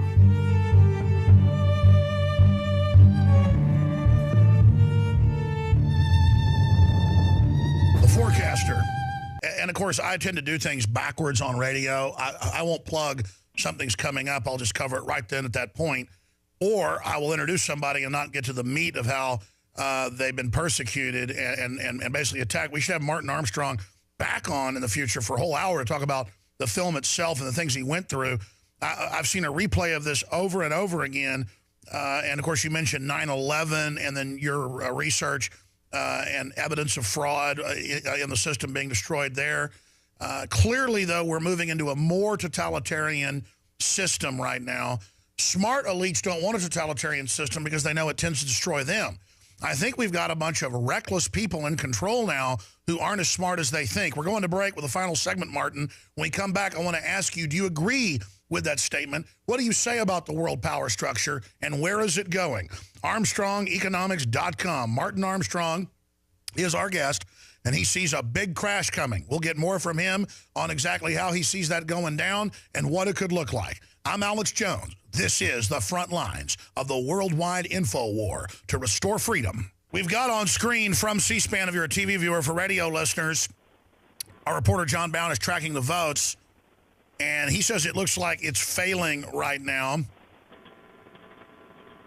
We've got 213 yay and 203 nay, but we're going to try to break that down and see exactly what's unfolding there. Bound says that's the numbers he's got. I'm confused by that. We're going to assess that. That's a big deal, though. We'll continue to track it. Going back to our guest, Martin Armstrong, Armstrong Economics. Is the elite getting more corrupt? Have they chosen totalitarianism? Or what has changed? Effectively, it's now more or less not so much the private elite as it is just those in government. And there is a significant difference. I think the banks have gone simply too far. And the real problem that has unfolded is when Robert Rubin of Goldman Sachs moved to get rid of Glass-Steagall. The reason he wanted to do that was that they make more money trading than they do lending. So whereas before it was more fractional banking, you can see the Fed has created excess reserves. There's over $2.5 trillion sitting there by the banks. They're not lending. What they are doing is they're just trading, and that's where this manipulation of markets and stuff is coming from. Because why would you lend money for 15 years and hope everything works out okay with the guy when you can just trade and manipulate LIBOR back and forth and just make a fortune? You don't have the risk. So what they did, they sold that idea to Congress. That's how they repealed it. They said if they would just lend money, like the CDOs, etc., but then they would resell it. So therefore, if the people failed, hey, it's not on the bank. That would make the bank stronger. The theory sounded good. They repealed Glass-Steagall with that. However, they blew up with trading, and that's the problem. So, if it were just fractional banking, the economy wouldn't be as desperate as it is today. Because if you physically lend money to, create a small business, et cetera, you're creating jobs. When you're just taking the same amount of money and you're just manipulating LIBOR, you're not doing anything. So you're putting money in your pocket, but you're not helping the economy. So at this point in time, the politicians are in a mode just trying to retain power. And yes. They're not interested really in bailing out the banks.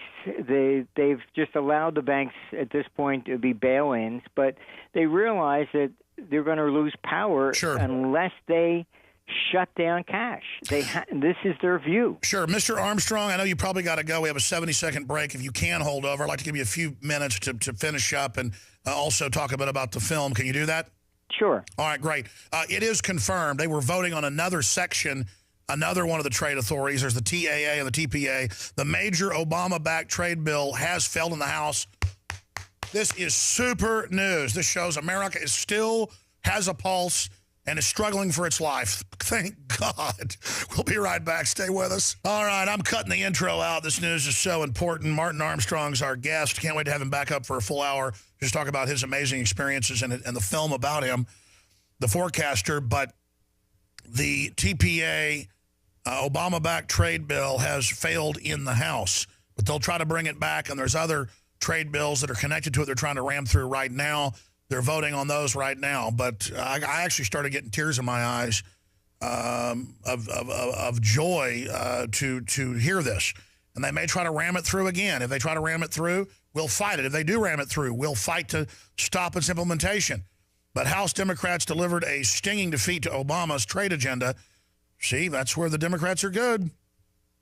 When a vast majority voted to derail legislation designed to help him advance a sweeping deal with 11 Pacific Rim nations. That's because it's not that. It just gives him dictatorial power and a bunch of foreign corporations. That is super news. John Bound has been remote today watching the whole thing. He's going to call in the next segment. Then John Rappaport joins us via video Skype with more on Bilderberg. Leanne McAdoo's coming in. But Martin Armstrong, how positive of the news is this that the Democrats bucked Obama and even teaming up with a slimy Republican leadership? I mean, to see Democrats teamed up with the Tea Party, that's the stuff that could save this country.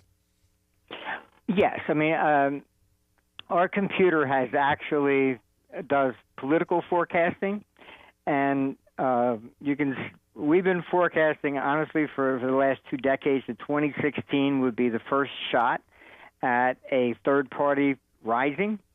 And I think that you're going to see, that is kind of turning into like a civil war in the Republican Party. You have the Tea Party, et cetera, but typically that will split. And what I would really like to see would be maybe Rand Paul at least head some sort of a third party and get out of the Republicans. He might not feel that way just yet, but you can't become the party candidate, Democrat or Republican, without kissing a lot of ass to get there. I tell you, it just makes me shake my head to see the situation we're in. What are some of the other predictions that you, with your research, but also with your algorithms, that you think we're going to see unfolding? Basically, what we've done is we have taken everything, and the computer correlates the entire world. And when you put it that way and you forget the politics and the bias and the personal views, it's very interesting. And what you come up with is that you see, as I say, that we don't go to war as long as everybody's fat and happy. You turn the economy down, that's when you get civil unrest and war. And what the computer's doing this time is that we track both civil unrest, which will rise to a revolutionary level, and we track international war. And this particular cycle turned up in both of them in 2014. And it doesn't peak out on the international war side until about 2017. But you're starting to see separatist movements everywhere. In Europe, it was amazing. I was just over in Barcelona. They want to, leave Spain. Scotland's trying to get away from England. It's virtually everywhere. And this is what is caused by the mismanagement of the economy by governments across the globe. So, honestly, this is the peak in government, and unfortunately, over the next 4 years, what you're going to see is government become even more aggressive. They're not just going to simply lay down their guns and say, oh, okay, fine, sorry, we were wrong. They will fight and scream until, their last dying breath. It's going to be like Hitler in the bunker. Pretty much. Even if you look at how did Hitler come to power? Same type of economic crisis. Martin Armstrong, promise you'll come back very soon. Yes, of course. It was very good. Thank you so much. ArmstrongEconomics.com. Folks should see your film, The Forecaster. Thank you so much, sir. Look forward to speaking to you many times in the future. Amazing interview. Now, there's the TAA and the TPA, Trade Promotion Authority, and other systems. But the big chunk has been voted down in the House. It was voted, again, a few weeks ago out of the Senate. They killed debate on it. They wouldn't release the subsections, but mounting pressure. A large portion of Democrats joining Tea Party Republicans, led by Senator Sessions and others, exposing it, and Rand Paul exposing it. Ted Cruz, his detriment, supported it. He went way down, in my view, doing that. But it has failed in the House. That is just super news. Obama-backed trade bill fails in the House. We have the article from the Washington Post linked up on Infowars.com and PrisonPlanet.com. And this is a victory for those of us that don't want to live in a dictatorship, because it would pass dictatorial power to a great, great extent to the president. And that's what the globalists want. But we have all this Bilderberg news coming out as well. We're going to speak to John Bound, our reporter, who's been monitoring the C-SPAN vote, shutting down debate, all of it. And then for about 3 minutes, then we're going to go to John Rappaport and get into Bilderberg, because he's been focusing in on that intensely, investigative journalist John Rappaport. It is just such an amazing time to be alive in history right now. So many good things are happening, so many bad things are happening, but you can see time is running out for the shadow government corporate system. People are aware more and more. Sure, you may have the mass of people watching ESPN all day and sucking their thumbs and tuning into the Kardashians, the latest sex change. But the people that work, the people that have families, the people that run businesses, the people that are smart, the vast majority of them aren't on the globalist payroll. And they don't have a death wish. They don't want to live in mind control land. They don't want to live in a version of 1984 meets Alice in Wonderland meets Brave New World. And they are absolutely getting upset and realizing what's happening. John Bound, I tell you, I just got a tear of joy when I saw the House shoot this down. The problem is they're going to probably try to implement it by fiat now, like they've done so many other things, but we'll fight that, just like Obama has been blocked by courts on his open borders. So we're fighting back. John Bound, what did you witness? Well, it's all going on live right now. And can you hear me okay? Yes, I can, John. Good. All right. So Pete Sessions, Republican of Texas, was arguing that Paul Ryan was being deceptive. Paul Ryan being the House Ways and Means Committee chairman, and what Pete Sessions wants is a new TPA where no power is granted to the executive branch, which is what Obama is really pushing for, basically to become and agreed upon within Congress to become basically a dictator. And so the TAA, which is the Trade Adjustment Assistance federal program, was shot down, and it was actually a 3-1 margin. But the TPA actually passed, but it's only ceremonial.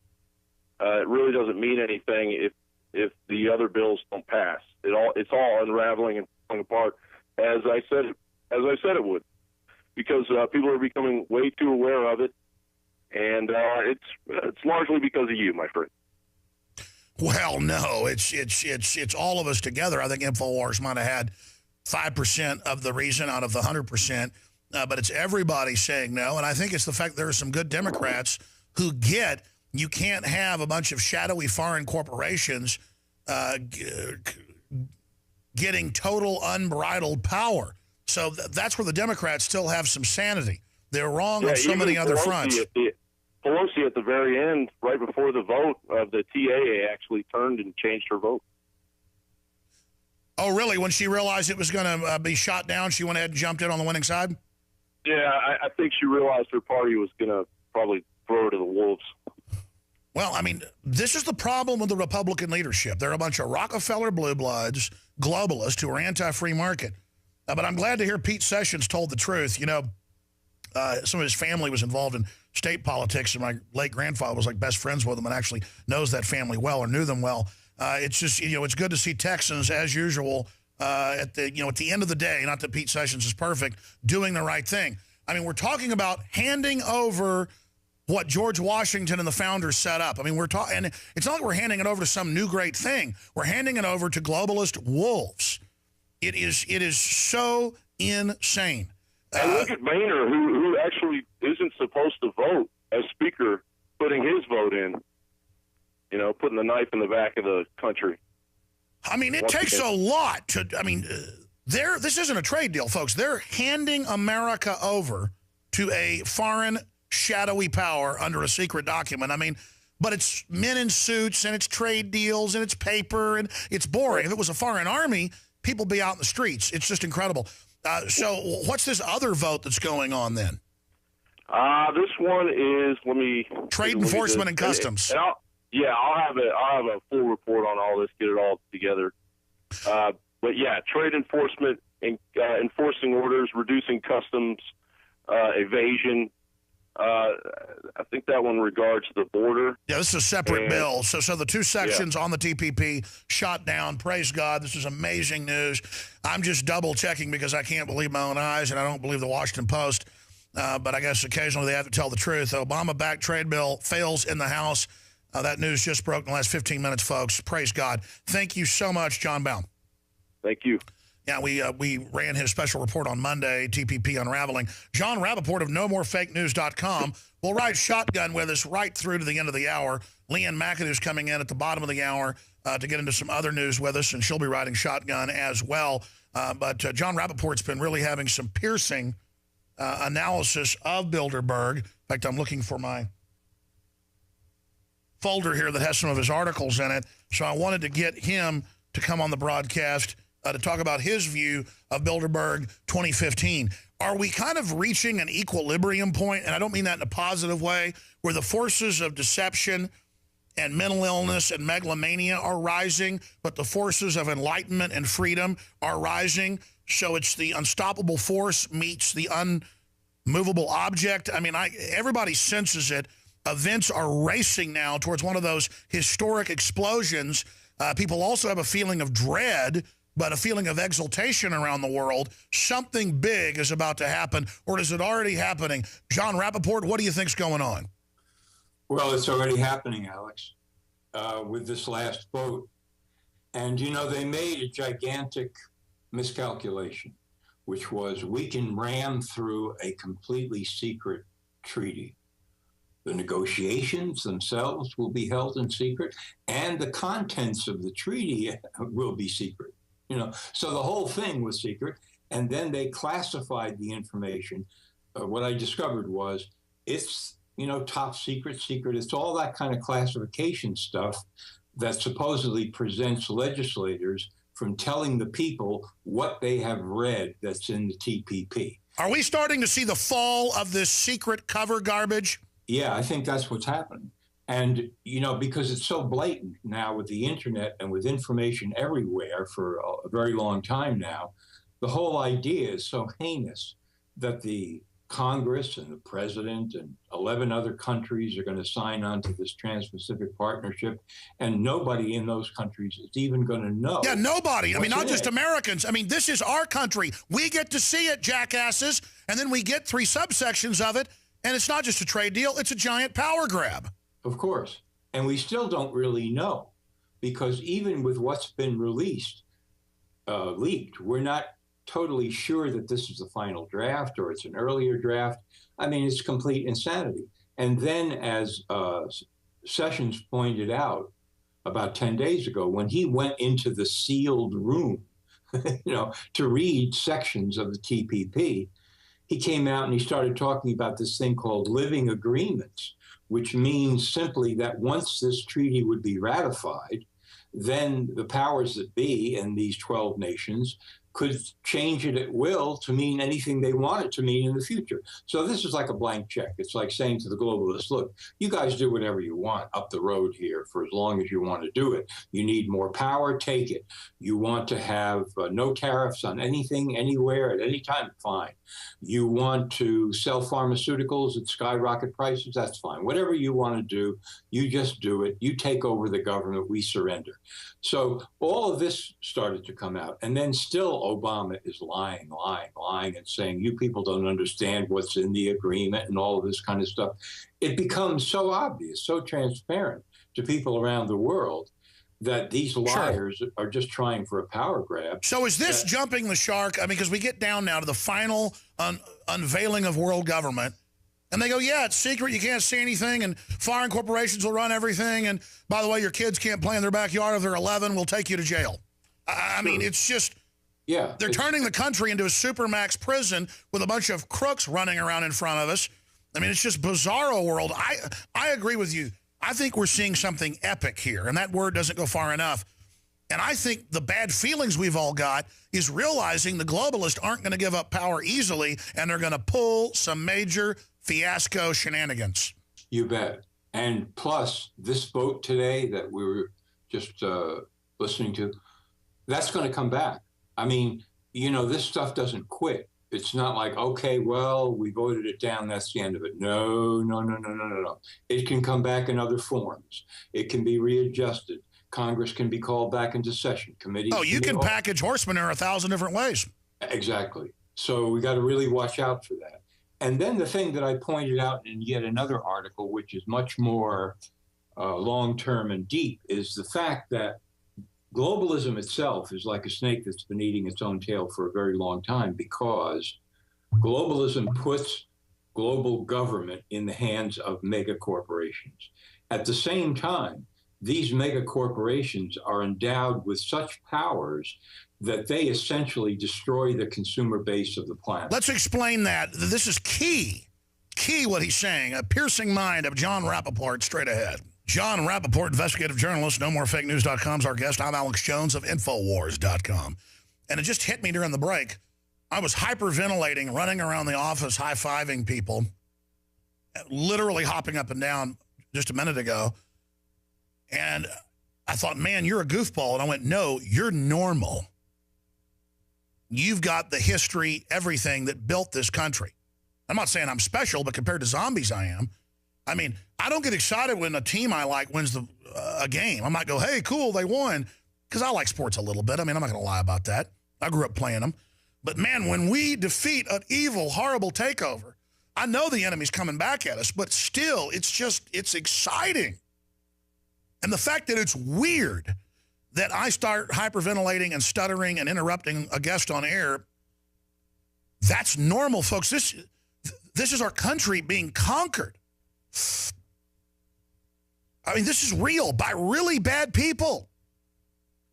And they've already got us in their grasp, but we're trying to struggle out. And the fact that we're struggling, listen, they brought the EU in 50-something years ago by stealth.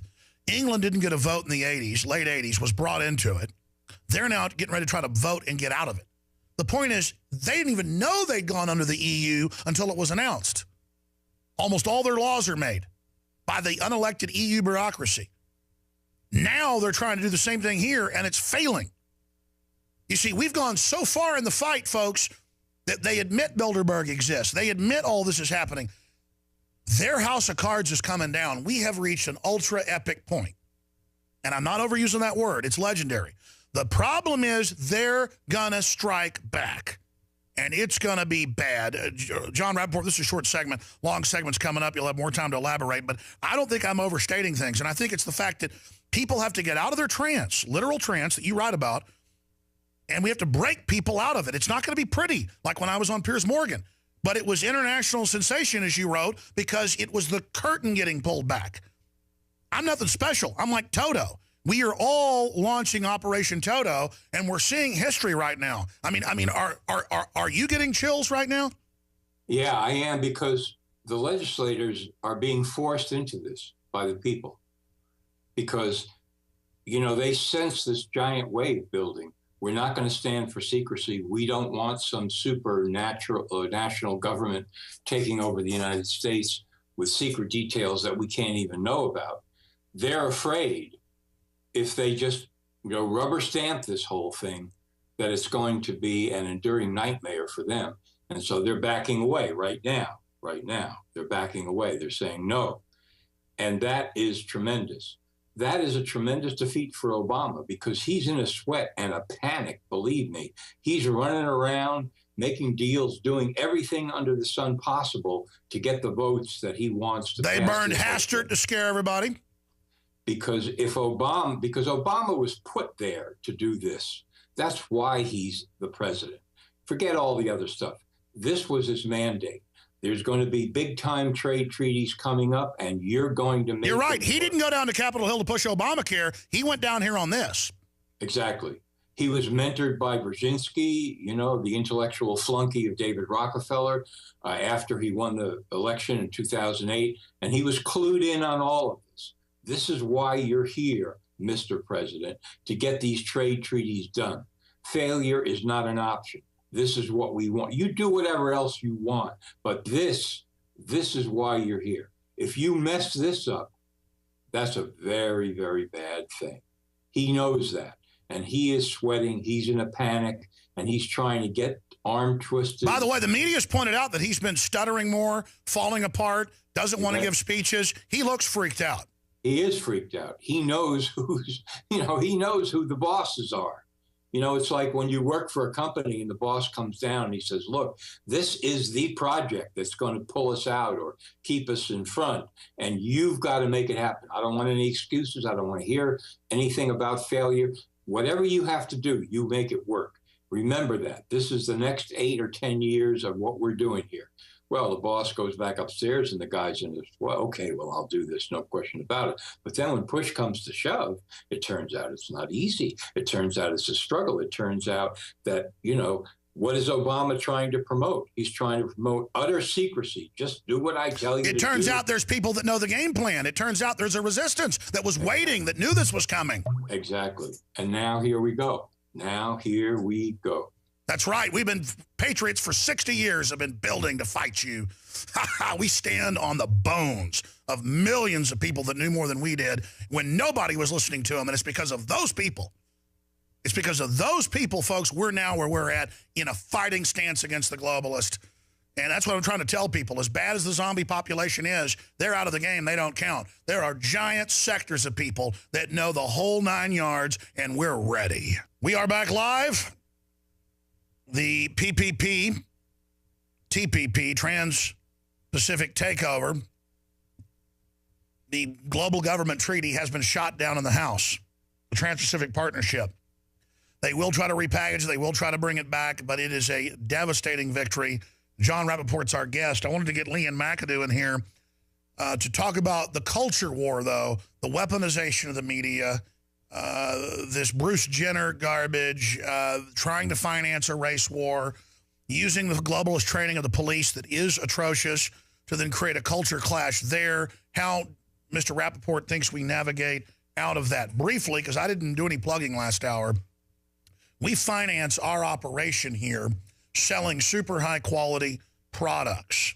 And I believe in one thing at my core, and that's win-win. I don't do something to someone unless it's how I want to be treated.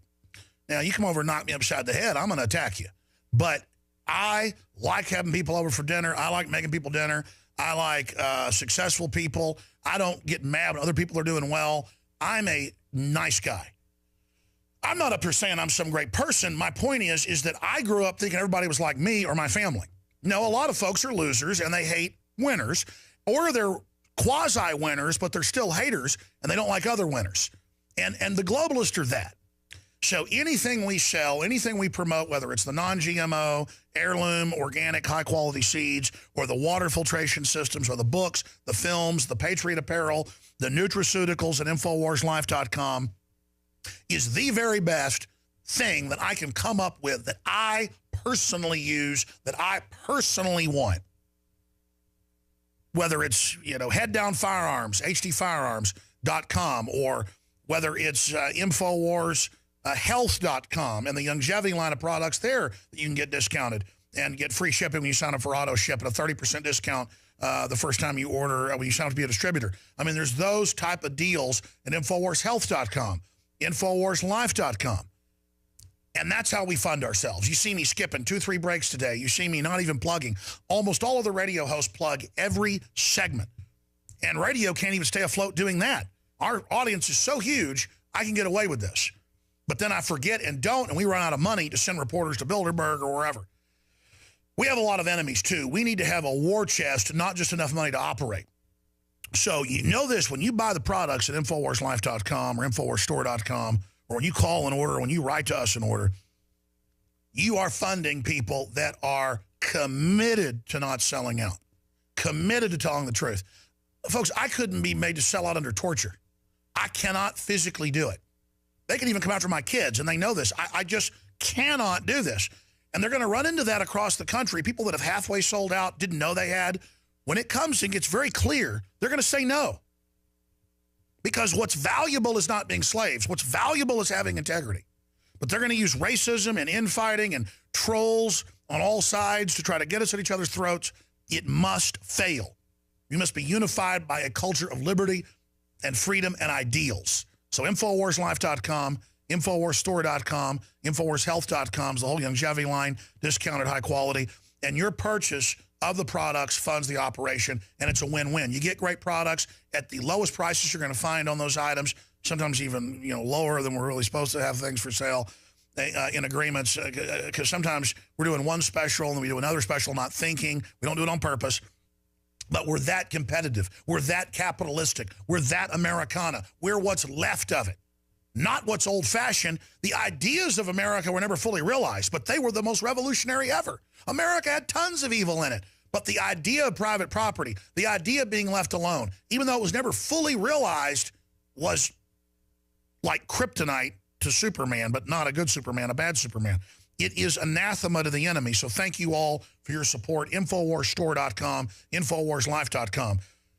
The other big link is not just supporting us. It is just as important to become a sponsor of local stations or support local sponsors of stations and to spread the word about local stations. So thank you so much for doing that as well. That is essential. You're sick of tyranny? Go get a billboard for the local station we're on. Pay for it. Put it up. Probably costs $1,000 to reach tens of thousands of people. Wake up thousands of people. Or you got a local business? Go sponsor the show. I mean, it's time to put the money where the mouth is, folks. It's time to commit, okay? I'm not bragging, but I've been through all sorts of hell, okay? And you know what? It's only made me better. It's made me stronger. And now, since so many people already went before us and trailblazed in the enemy's face, you don't get the heat you used to get doing low-level stuff. The enemy is in trouble, folks. The enemy wanted to intimidate us. They took our laziness as weakness. That is not what it was. So let's take action now. Thank you for your support. And then we also support and magnify all the other amazing minds and patriots, whether it's Ron Paul or John Rappaport or Paul Watson or Jakari Jackson or Leanne McAdoo and just all the rest, our great writers, all the people, you the listeners. It's legendary. It's the fight. It's the defense against the globalist. Even if we lose, at least we didn't crawl around on the ground. We stood up. And it's that animating contest that Jefferson wrote about that makes us who we are. It's that struggle that builds our spiritual muscles, our physical muscles, our intestinal fortitude. It's addicting. I mean, I've gone from being afraid 20 years ago to not being afraid to just being beyond that, just almost wanting them to come, not even just ready for battle, ready for it all, ready for the test, ready. All right, I want to give John Rappaport 5-6 minutes to have the floor on this subject without me interrupting. Then I'm going to have Leanne McAdoo segue in with the culture war and get John Rappaport's take on that. John Rappaport. Okay, a couple things, Alex. One is there are still some people out there who are under the incredible delusion that the benevolent government is going to be the one to rescue us from globalism, when in fact it's the government collaboration with mega corporations and mega money and mega banksters that is what globalism is, not just the U.S. government, but many governments. The snake eating itself. Get into that. Exactly. The snake eating itself. That is the fact that the globalism paradigm has mega corporations with such license to roam and destroy and plunder and kill markets and kill competitors and small businesses and so forth, that the gap between the very rich and the very poor is growing. It's getting wider and wider. And therefore, what does that mean? That means that the global consumer base is shrinking for people who can buy the products that these mega corporations are making. That's the crash up ahead in the road. That's right there. That's what some of the people at Bilderberg behind the scenes are actually talking about, because they can see it coming. Wait a minute, we made a miscalculation. We figured that these mega corporations, which are the best organizations in the world to plunder foreign lands, slave labor, mineral resources, and so on and so forth, this would be the way that we take over the world. But who knew? They're shrinking the consumer base of people who can buy the products. These mega corporations are operating their assembly lines at half power. They could produce enough for 2 or 3 planets the size of Earth. And meanwhile, the 10% roughly of the world's population that actually can participate as consumers and buy the products that these mega corporations make, that's even shrinking further and further and further. That means crack up, smash up. The whole thing is going into failure. The lights are blinking. The flags, red flags are rising. This is not going to work. That's the snake eating its own tail. That's what's happening to globalism. It doesn't work. It could never work. And now some of the people are facing, who are the globalists, are facing up to what's about to hit them, which is why the decentralization of power along every possible front is what we have to stand for and do, because this whole superstructure is going to fail. What do you make of the record over-the-top, beyond security that Hitler in Austria would have? I mean, seriously, it just bizarro level security at Bilderberg, does that reflect their panic mode? I think it does, absolutely, because they're just, casting about in a panic for solutions. What are we going to do? I mean, we've got another problem here, which is robots, machines. The automation of industry is coming on like crazy. The technocrats are inventing new ways to structure assembly lines of any kind. That's going to put more people out of work who can't afford to buy the products of these mega corporations. What are we going to do? Are we going to wire the brains of everybody in the world to put them into a deep hypnotic trance and virtual reality like DARPA is trying to do, so they think they're seeing one thing in front of their nose when it's really something else? I mean, they're just going into panic mode because they see the handwriting on the wall, and they don't want to see anybody watching them in that kind of panic. So they put an electronic shield around their meeting to make sure that nobody can get in. I want to bring Leanne McAdoo in, but let's accelerate past that. You're right, they told the corporations and the college PhDs and the level above the capstone, the level right below the capstone, we know that they told them globalism was for good, and then now it's anti-human, it's imploding things. But when you get into higher level writings, as you know, they admit they want a zero growth or negative growth, human population, global crash, they control, that they use then as the global authority to be the saviors, to come in with peacekeeping forces and succeed where Hitler, who carried out their first eugenics program, failed. And again, I'm not saying it's a Nazi conspiracy, folks. I'm saying he was one model or a beta test, and that's all declassified. And so there is even a plan within this. You can call it psychopaths rationalizing a system that's imploding. But Club of Rome in the 60s envisioned and basically laid all of this out, and it's been adopted. So what do you say to that method, to the madness and the deception of the acolytes of globalism who believed that they were going to usher in a utopia? Well, this is a utopia for devilish minds, for psychopaths. It is a utopia for those that want to live in a bloody charnel house. Yeah, it is.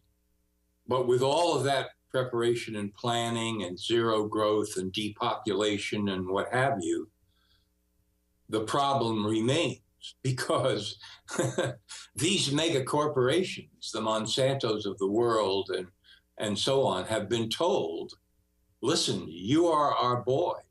You're carrying the freight for globalism around the world. That's why we're giving you this incredibly privileged treatment to do anything you want to anybody at any time.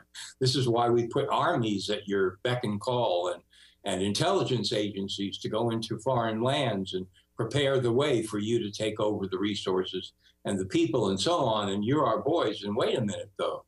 Wait a minute. How are the mega corporations going to profit and flourish with zero growth, depopulation, shrinking radically the consumer base? Exactly. The minions are getting the fact that they were set up. They were set up, exactly. They were set up. We got to have you back for like a 2-3 hour break down the whole state of the world with you, Rappaport, because you really can crystallize it just in an amazing way. Leanne McAdoo's here, and she's got a really just microcosm story that illustrates the insanity of all this, where they make it all about race, all about identity, which is the opposite of what Martin Luther King taught. And I want to get your take on this after the break or right before the break. Leanne? Well, there's a new trans debate going on right now. So for the last month, pretty hardcore, it's kind of been shoved down our throat that we need to accept people and the way that they self-identify, right, with this whole transgender movement. Well, and just even questioning it means you hate them. No, we don't hate anybody. Why is this the #1 issue in the world? Right. Well, now it's kind of thrown back in their face a little bit, because it turns out there was the leader of an NAACP chapter in Spokane, Washington, is a white woman who was masquerading as a black woman for at least the last 10 years. And her parents aren't black. They've gone public. Tell us about this. But now they're saying she'd have the right to say she's black. Right. And so Biggs had a really crude analogy that he wanted to be a body part of Brad Pitt. I mean, I guess I could say I'm a toad then, or I could say I'm an eagle. Or I self-identify as a billionaire. So I need you to. Yeah, so I have to give you that credit of a billionaire. Yes, absolutely. Well, so, I mean, this lady took it to the next level. She's the president of the NAACP. She got her master's degree from Howard University. Is that, am I saying? Yeah, black university. Yeah. So she's a con. She's a con. She's a con, but it's okay because she has an identity. I don't think she is even a con. She is delusional. She assimilated herself into this black culture. Her family, they were missionaries in South Africa before she was born, but they adopted some black children and another one child from Haiti, another 3 African American children. So we need to accept her as black. Right. And if you don't, then you are trans racist, and we probably should go get you some counseling. Because you have if you don't believe that she's a black woman because that's how she's So John Rappaport, they take our real rights, all of our rights collectively, to not be spied on, to not have our money devalued, to not have poison put in our food. But then they give us all these faux rights because the globalists don't care if we say wear dresses or, I mean, isn't it really just a political football? Yeah, exactly. I mean, it's a sensational story that keeps people glued because, it's appealing to lowest common denominator. It's like yet another celebrity story. I mean, it's on that level. Mm-hmm. So, oh, wow, we now have a new whole thing here. I can say that I'm a table or a telephone. And, what rights does a table have? Well, let's get together and form a group and, right. The table people and get some legislation passed and whatever and what have you, So what's going to happen if 100 black people decide they want to be white? And there's something we can argue about for the next Sounds like year. a Dave Chappelle skit when he goes and joins the Klan. Yeah, exactly. Yeah. People on Twitter are saying, well, I self-identify as white. I'm going to go get a home loan. Yeah. That, by the way, is why they had to get rid of Dave Chappelle, because he was cutting too close to the bone. I mean, he was showing all of these insanities that, we're talking about now, these cultural insanities. Sure. Yeah, I liked him before. Thought he was really smart. I went and saw him live in Austin, and he just seemed to, he gained like 80 pounds. He wasn't fat. He looked like he was like an NFL, linebacker. But he just seemed totally, it wasn't the same Dave Chappelle. No, definitely not. Something happened to him. What do you think? I mean, people say some weird stuff went on. I don't know exactly what happened to him, but I do know that there was a tremendous amount of pushback against his show on Comedy Central. And some of it was coming from the black community because, you start looking at his stuff long enough and you see this is what he's talking about. He's talking about the total insanity of black versus white, race versus race. People saying that basically they are their skin color. We'll be right back. All they are. John Rappaport's our guest. We're going to do 5 minutes overdrive to cover this new ABC News show, Becoming Us, about dads all becoming trannies. And this is a biological attack. It's happening to fish, amphibians because of the chemicals. As this becomes more widespread, they're not going to say, why is it happening?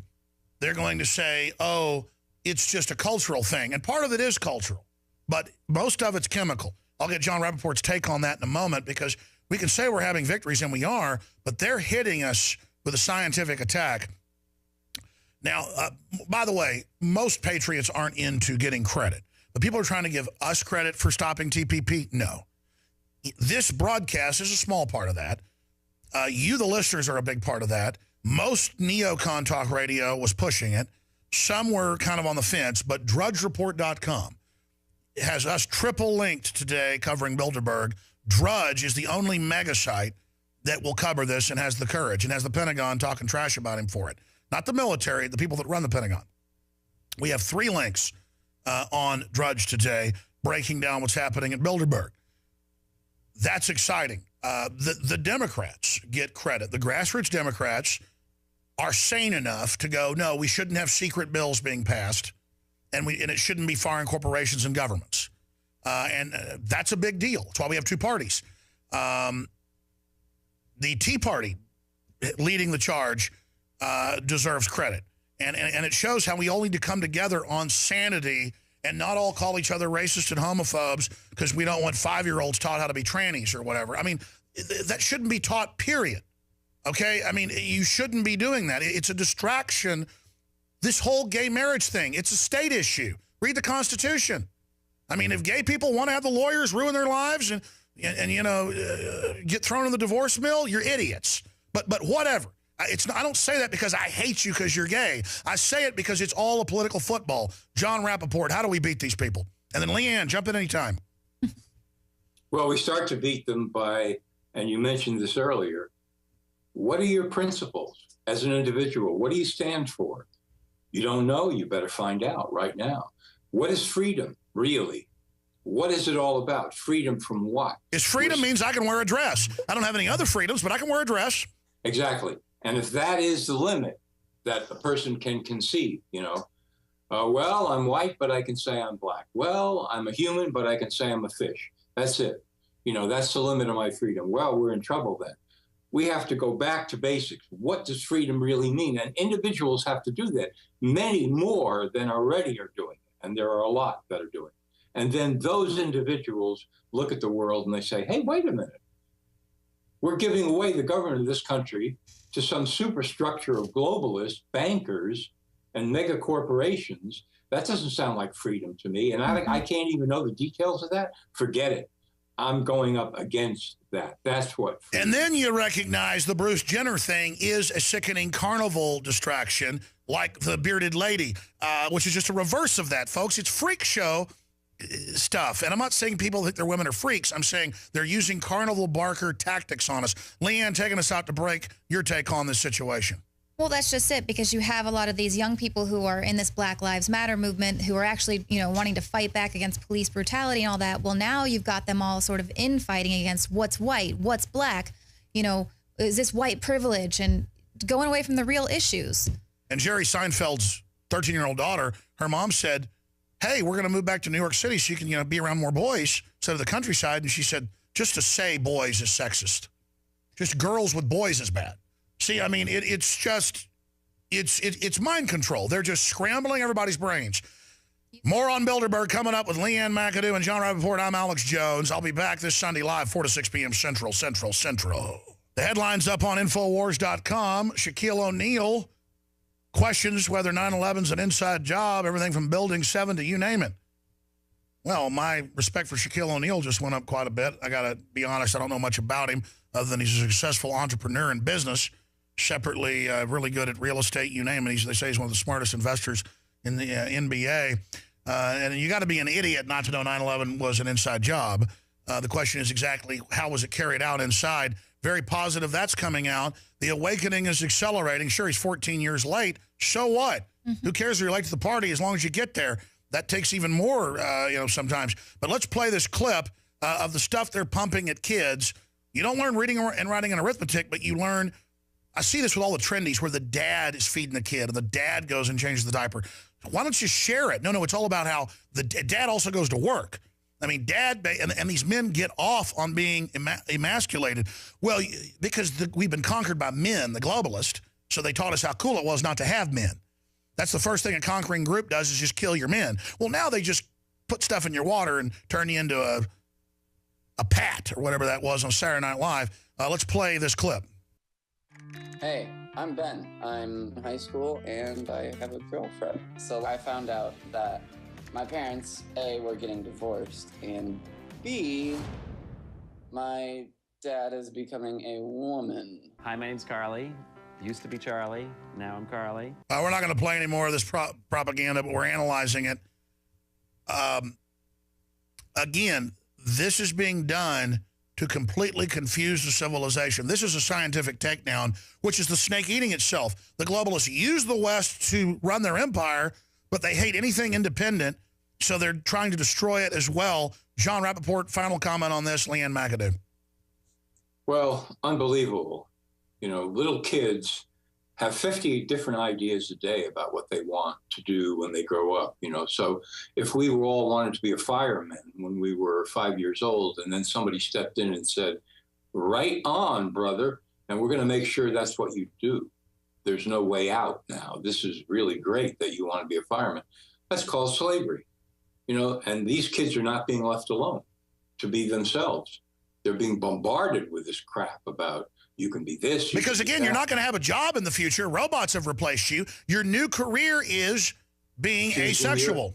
Exactly. Choosing your identity. This is now the new career.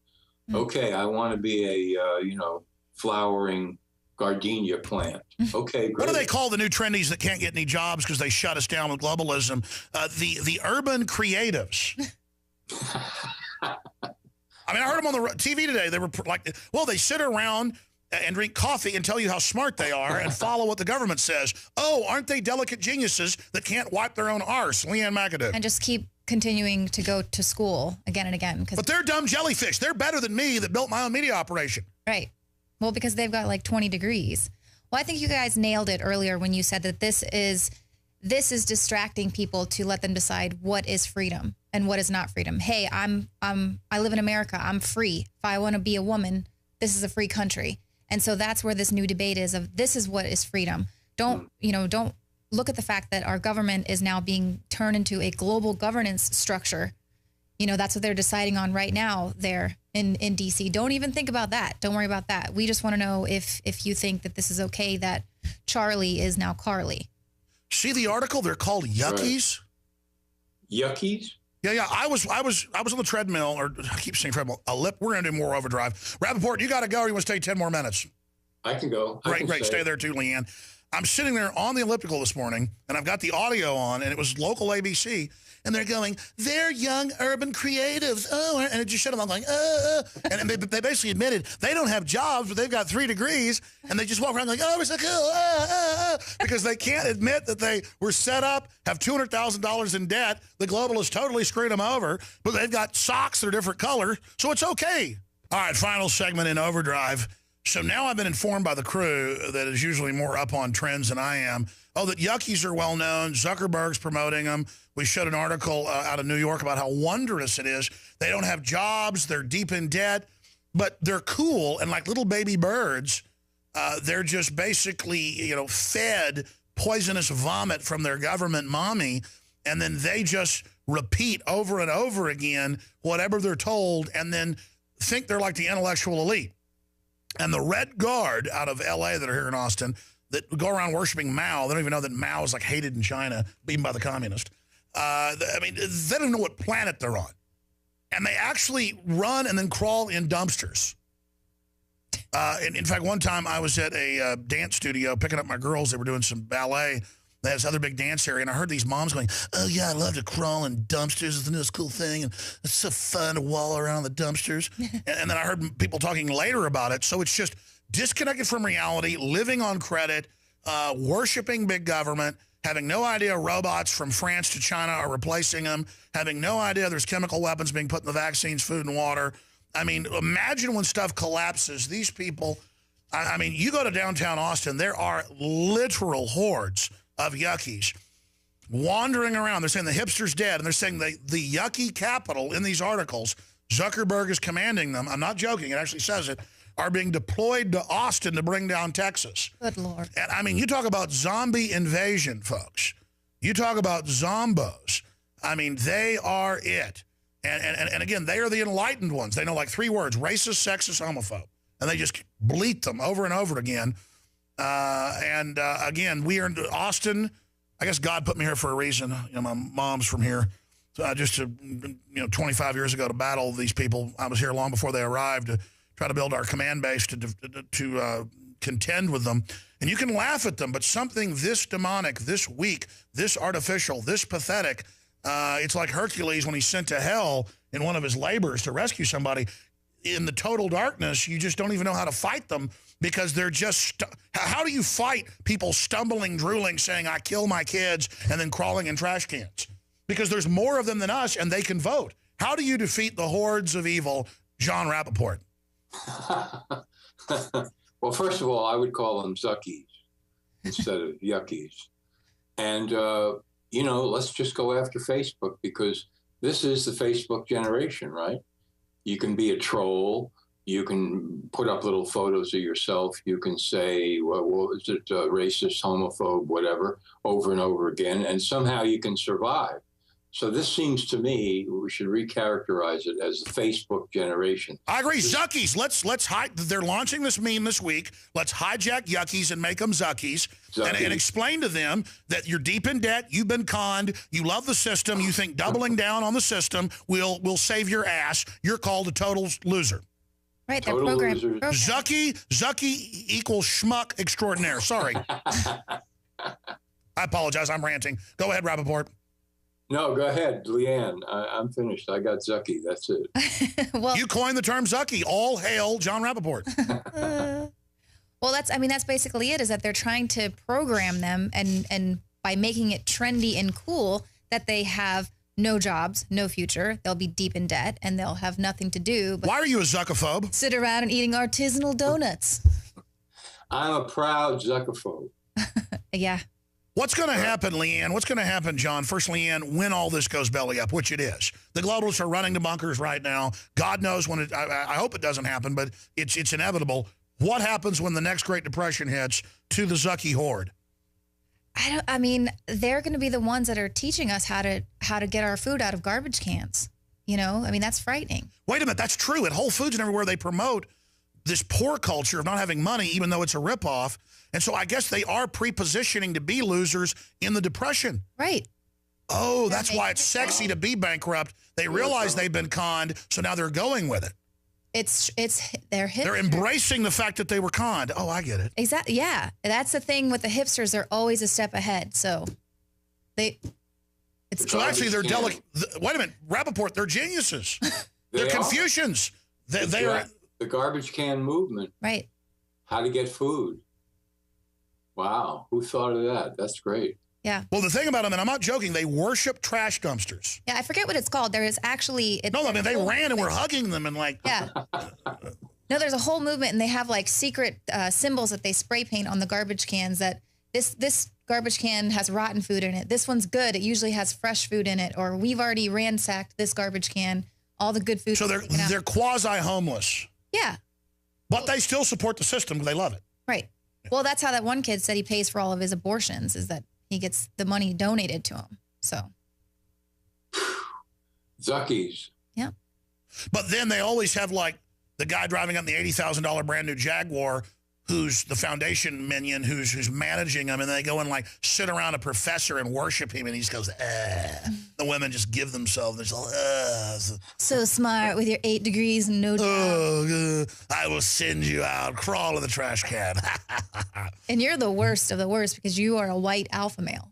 So I am? Oh, yeah, you're done. You've had your time. They tell me they're going to red terror me. You're anti-dumpster. Yeah. That's the problem. How dare you? Meanwhile, don't they know this whole mind control was written basically by globalists who just so happened to, a lot of them, be white alpha males? Well, Zuckies, Facebook, CIA money, basically, kept it on the map and created it. So these are just sort of little CIA clones running around, these Zuckies. What do you call the fake liberals that are so fascist? We need a better name for them. But, they used to be called limousine liberals. Remember those days? That's when, they would be, we're for everybody that has nothing while I'm sitting in the back of my limo on Park Avenue on my car phone calling my broker. And those type of Democrats would always not pay taxes. Yeah, they were doing it. Well, like Kerry with his boat that they kept moving around in order to avoid taxes up in New England there. Yeah, they'll do anything to avoid taxes. They've probably spent half the day figuring out how to avoid taxes because that's how they make most of their money. So, yeah, they were the limousine liberals. Now they're, I don't know, the rich idiots who are trying to, bring everybody else down because they know that government is their friend. Big government is their friend. Big government protects them. Big government protects big money, Wall Street corporations, which are all tied into the globalist takeover. So they feel like they're immune. They're on the right side. And that big system gives their Zuckies a little piece of chicken feed, so they worship it, not knowing they're a prisoner in a cage being given food 3 times a day. Mm-hmm. I mean, I'd resent somebody giving me food in a cage. I wouldn't be, oh, thank you, and then hate people that were outside trying to blow the wall up to get me out. Even if it was an artisanal donut? Well, I'm just not elitistly hating these trendies. I talk to them. They're so stupid. And it's very frustrating and infuriating that they think that you're so stupid. You know what I mean? Like a self-made human being who has built his own empire, has tons of employees. Not an empire. Oh, of course it is. But we're the bad guys because we don't, believe in killing our kids and fighting the system by killing everyone and getting us all to kill each other. We're not even judging people that have had abortions. We're just saying the globalists are pushing it for a bad reason. John Rappaport, big victory today. Great articles on Bilderberg at nomorefakenews.com. We commend you. I want to get you on soon about your books and just about things in general. 45-second closing comment, then Leanne. Don't forget about freedom, folks. This is not going away just because we had a great victory right now. They're coming back for more. They want to pass these treaties. They're going to do whatever they possibly can to do it. And they have to know that millions of us are awake, and we're not going to take it. Absolutely not. It's just such a fake celebrity culture where they can just celebrate being conned and having no future. And so then people love the globalism condom because it's their identity. They give you a fake identity, you adopt it and then defend it when it's your shackles. It's just total idiocy, Leanne. Right, absolutely. And that's why we can't be distracted by everything they've got going on out there, because they do want to bring back this whole TPP and TPA as early as next week. They're just going to keep on bringing it back around, wearing us down. And it is about global governance, putting it in place with this TPP. And the key is that it's going to be a 6-year fast track authorization. So the next president will have, it's a living document. They can do whatever they want. Yeah, that's one reason the Democrats didn't do this. We're not giving Republican dictatorial power for 4 years. I mean, you don't give anyone that. Right. Leanne McAdoo, great job. Who's hosting the news tonight? Me. Leanne McAdoo, 7 o'clock Central, prisonplanet.tv. Great job, Rappaport. Great job, crew. See you this Sunday. Lord willing. Don't take this show for granted, folks. I know I don't. 4 to 6 p.m. Thanks for joining us.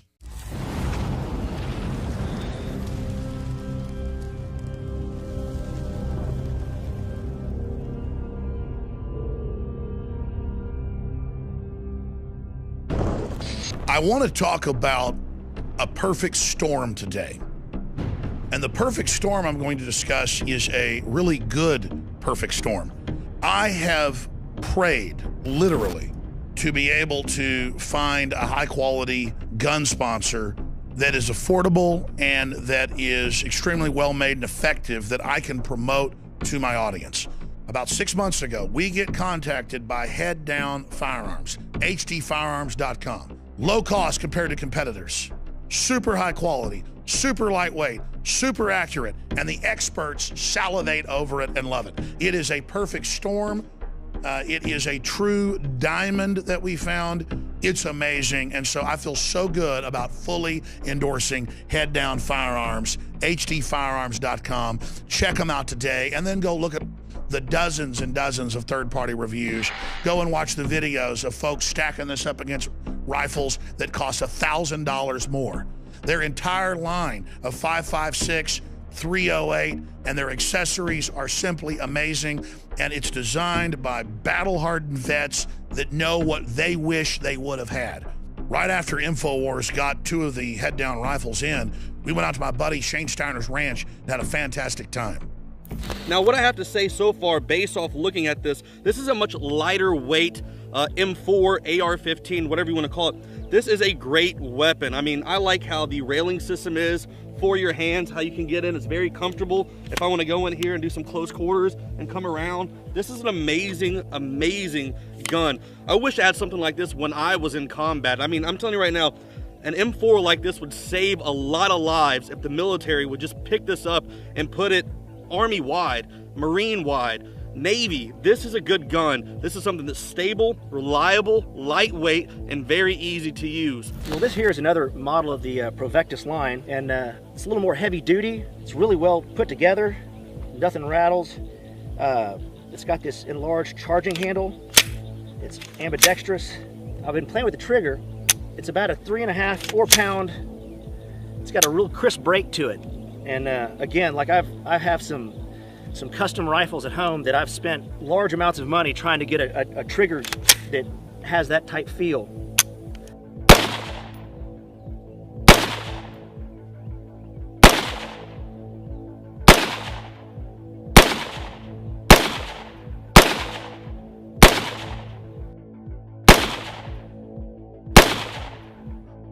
Joe Biggs here at the office had the idea of getting a mannequin, wrapping an ISIS flag around it and sticking a clown wig on top of it with some tannerite and blowing it up.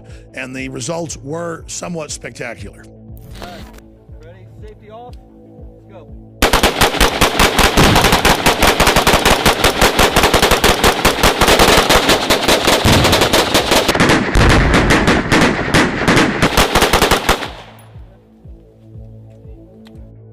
In my view, guns are an incredible financial investment as well, but they're also an investment in the future liberty of this country.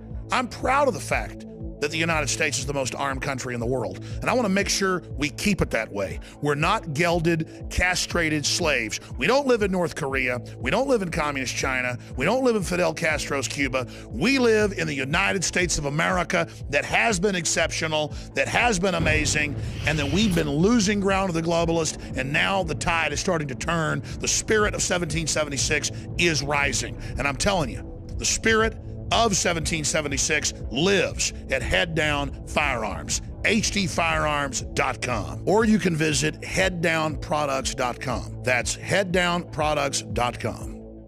500 million souls on this planet waking up. Not everybody, but a large cadre across the globe waking up and getting concerned. Those of us that have been awake a long time see someone who just wakes up and they're all freaking out, and we basically are picking up on their concern. And that's a good thing, because if you're not concerned, there's something wrong with you. A few days ago, there was a giant mushroom cloud style formation over England, and folks thought Russia had nuked them. Well, people should be concerned about being nuked. And those type of clouds form all the time. Why were they concerned now? Why was there panicking now when even the media wasn't pushing it as something to be concerned about? We're supposed to be scared of boogeymen under the table, or Jaws is going to eat us, things that don't exist or are super rare. Not about real things that could happen. And so my message is just this. I have nothing but goodwill towards everybody. Every race, color, creed, every region of the globe. I want people to do good. I have goodwill. Most of you have goodwill. The globalist social engineers have bad will. And people that have bad will towards humanity are directing our development and our future and admitting they're doing it. And I have a great frustration to see black turns against white and vice versa, to see the globalists playing populations off against each other, removing borders to create crises and then exacerbating those, centralizing dictatorial power. But the most important thing I want to transmit is to people that work for the system and who believe that they've picked the winning side, even if it's immoral, even if it's corrupt. They have Machiavellianly chosen that the end justifies the means with, quote, realpolitik, a laissez-faire attitude towards tyranny. And it is you who has empowered the evil ones. It is you who have passively gone along with it, or even aggressively supported it to be promoted, that are going to destroy our society and maybe even our world. It's people like you that let governments kill 262 million innocent people in the 20th century. It's people like you that, if it kicks off again in a chain reaction, are going to cause the death of billions, including you and your family. And if you don't feel it in your bones or even see it intellectually, let me just slap you upside the head politically and tell you something. You better stop serving evil, and you better stop running over the Bill of Rights and Constitution and other systems around the world, and you better start doing the right thing right now, or we're going to lose everything. Don't you have self-preservation in your body? Even if you're a sociopath, you ought to understand that evil is growing out of control and is reaching critical mass, and we got to put it back in the bottle now. We don't have time. We have just massive amounts of huge breaking news concerning Bilderberg. If you're a new listener, Bilderberg is one of the most secretive, probably the most secretive and elite secret summits that's been held every year since 1954, when officially it was given the name Bilderberg. Of course, similar meetings were being chaired before that, but at that meeting, the old European robber baron elite, this has now been declassified and released by Bilderberg about 11 years ago to the BBC, to establish the European Union, the North American Union, the Asian Union, and to bring in a planetary government. At the core of it being an Atlantic alliance, both sides of the Atlantic, to bring in the planetary regime, to bring in a global government based around guilt of hurting the earth, based on regulating the seas, the lands, the air. They developed the plan. They deployed the plan. They're almost complete right now. And if their plan is identified, it will not be able to be forced through. That's why TPP is so key. It's why Obama has engaged in a first ever. He's gone and addressed Capitol Hill. He's gone and given speeches, obviously, State of the Unions. I guess 6 of them, or 7 of them now. But he's never gone to actually twist arms, not even with Obamacare. He's doing that with TPP today because it makes the presidency a dictatorship. We're going to break all that down. But if I have to codify or condense, crystallize why I am so concerned and why so many others are concerned, it's that things are all moving very quickly right now. Rights that have been fought for so long are being dissolved. Tyranny is making leaps and bounds of forward movement right now.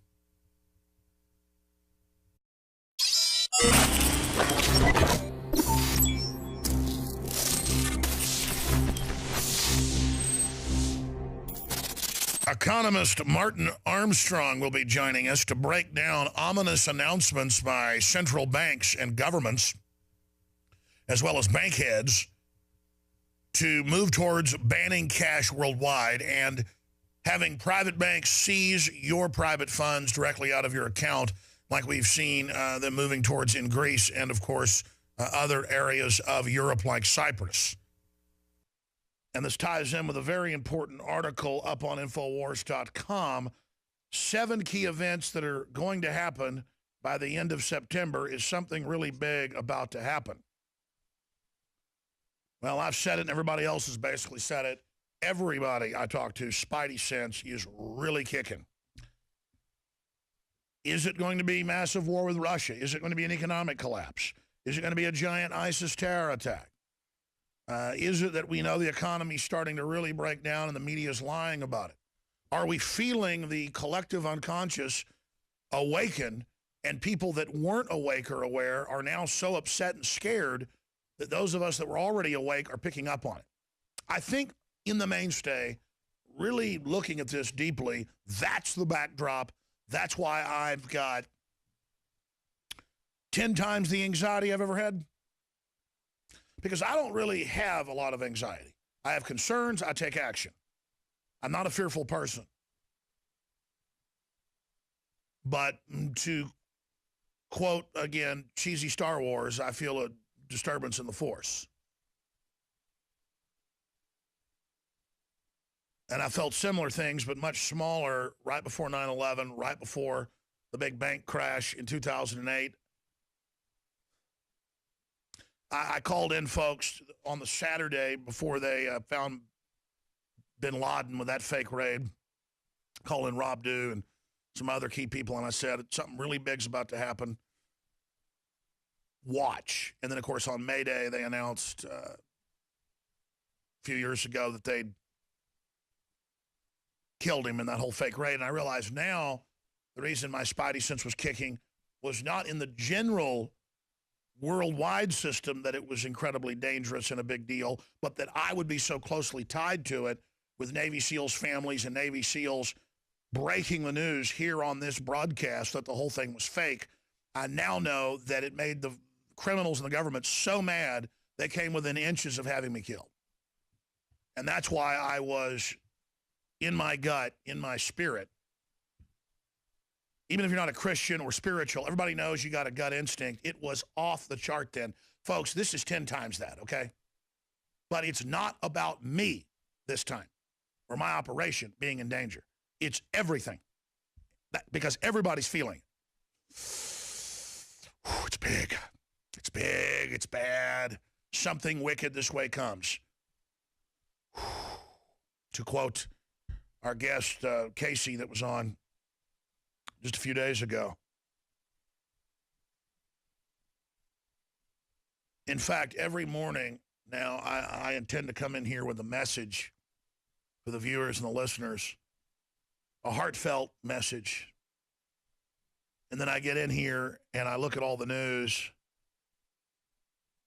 or when I'm at home, I'm reading the news, and I just kind of get caught in the minutia, and then I never end up actually getting to the core message I want to put out to everybody. So I'm going to do that when we come back from break. And then we're going to get into the huge developments on Bilderberg. Huge. That word doesn't even cover it. They're gargantuan. The titanic, the colossal developments on TPP, and the over-the-top double legendary battle going on by the Republican slimeball leadership in Obama to ram this through over the Democrats and sane Republicans that are left. We'll be back. Stay with us. I'm Alex Jones, coming to you from deep in the heart of the resistance, FEMA Region 6, formerly Texas. We are live, ladies and gentlemen, on this Friday, the 12th day of June, 2015. Economist Martin Armstrong's going to be joining us from Armstrong Economics to break down an article that he was interviewed in, the secret meeting in London to end cash that ties into Bilderberg.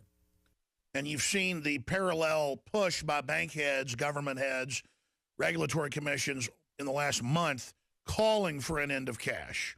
So we're going to break down exactly what's behind that. And the Bilderberg group's push, and they're meeting right now in Austria to discuss capital controls on consumers while HSBC pays $40 million for money laundering as a fine. And then John Rappaport will be joining us for 30 minutes. Leanne McAdoo will be popping. And it is very painful to behold it. Because if you understand how oppression works and how centralization works and how command and control works, it degrades the individual, it destroys productivity, it destroys security, it destroys honor, it destroys upward mobility. It is the dark ages. It is bondage. It is humiliation. It is poverty. It is sadness. It is disgrace. It is dishonor. Not since Magna Carta have we seen something as big as is happening now. And, of course, this is the opposite or the inverse, the upside down of Magna Carta, 1215. This is the upside down of the inverse of 1776. This is the upside down or inverse of, say, the Voting Rights Act. This is the president becoming the front man of a bunch of secretive private corporations that will have total control over everything in the U.S. And they're meeting in secret in the Austrian Alps right now and have helicopter gunships flying around with their doors open with federal special forces aiming machine guns at demonstrators. And Rob Dew and crew marched up to the top of the mountain to the military radar station that's right on the edge of the exclusion zone and recorded paramilitary COBRA, that's what they're called, admitting they know criminals are inside and, quote, their hands are tied. And this is perfect compartmentalization. I bet you money those special forces guys are nice, hardworking, honorable people who risk their lives and who don't engage in criminal activities. And here they are, the best guard dogs you could get, the best sheepdogs you could find, guarding a bunch of wolves, a bunch of nasty, red-eyed, mangy curs inside who have a long history of chewing, basically, babies' guts out. It's this upside down world.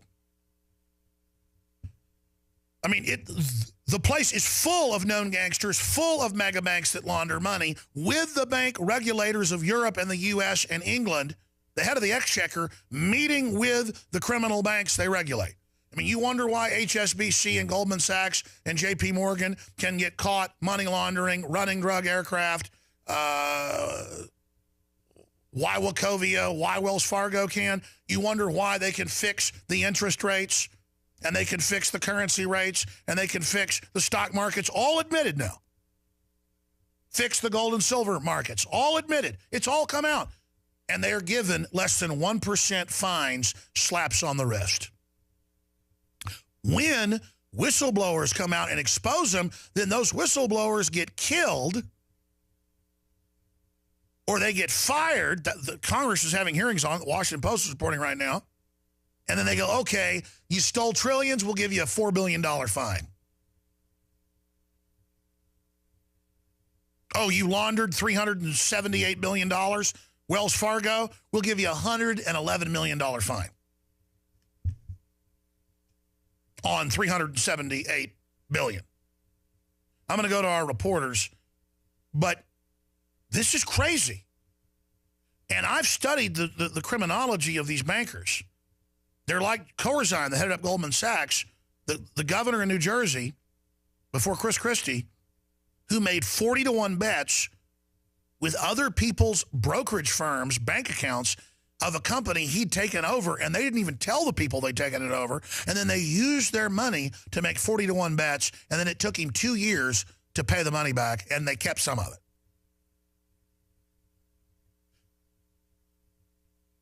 These people are crazy. They've got U.S. Special Forces and mercenaries fighting Russian Spetsnaz in eastern Ukraine right now, with Samantha Powers there today, just 6 hours ago, giving a threatening speech to Russia on their doorstep. It'd be like if the head Russian envoy to the UN was in basically Brownsville across the border threatening Texas. I mean, it's crazy. She's never been in the military. She doesn't know anything about geopolitics. You can look at her and see she's a power-crazed nobody with a bunch of lipstick on, trying to start a war with the Russians. Crazy town, crazy town. These people are nuts.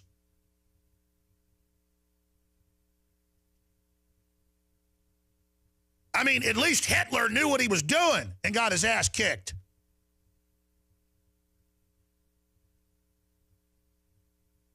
Excuse me. I just, we've got huge Bilderberg news. We've got more people having their kids taken for playing in the backyard. We're talking about 11-year-olds, 10-year-olds, and yes, even 12-year-olds. How's that for a free country? The police are here. You're playing in the backyard. You're 11 with a basketball. Where are your parents? Oh, they get home from work in an hour. You're going to jail, sonny. You'll never see mommy and daddy again. Did I tell you live in America? I mean, anyone who's over 30 hears this and goes, excuse me? I lived in the woods. That's what Joe Biggs said this morning. Darren grew up in Phoenix and just ran around the city. That's what I did. I could walk into the city, but we lived on the edge in the country. I had the country to my left, lake to my back, city to my front. And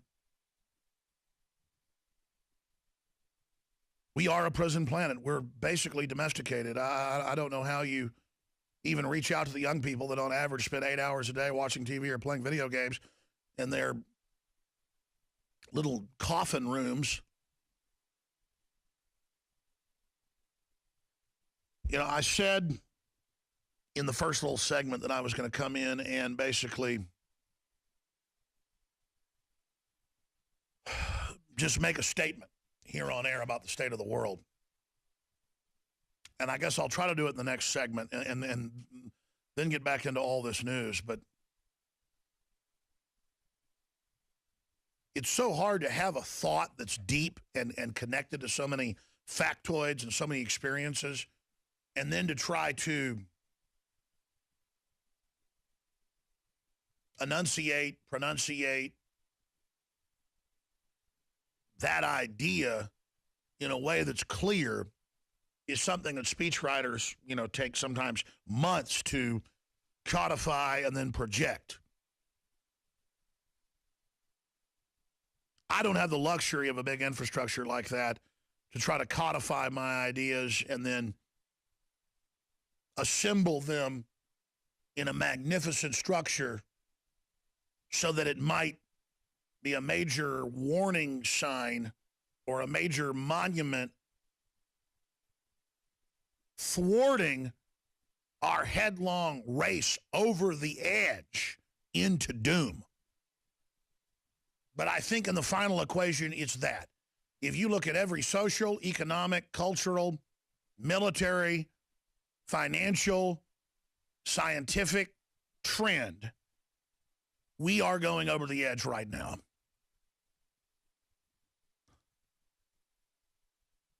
The event horizon. No turning back. The point of no return. That's the ominous feeling. That's why people are so concerned. Because, yes, the world is either on one side waking up or going deeper into a trance, but captaining it are some very wicked, selfish, anti-human people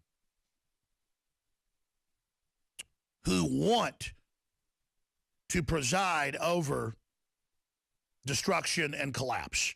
Stay with us. We'll be back. Alex Jones here, back live at the kickoff of the transmission. I mentioned 7 key events that are going to happen by the end of September. An article on Infowars.com by Michael Schneider. 7 key events that are going to happen by the end of September is something really big about to happen. Michael Schneider's a smart guy. I want to get him on as a guest. I think I've said that before. It's fallen through the cracks. And that ties into EU prepares for worst as Greece drives finances to the brink. They've had 3 different bail-ins, taxes, handing over hundreds of Grecian islands worth billions apiece in some cases to globalist companies. When Greece helped bail out the euro in 2008, its people did. They were signed on to this debt that wasn't theirs predominantly, and now they get to have their taxes raised. And the reason I start this segment with that point is the more you do what the globalists say, the worse it gets.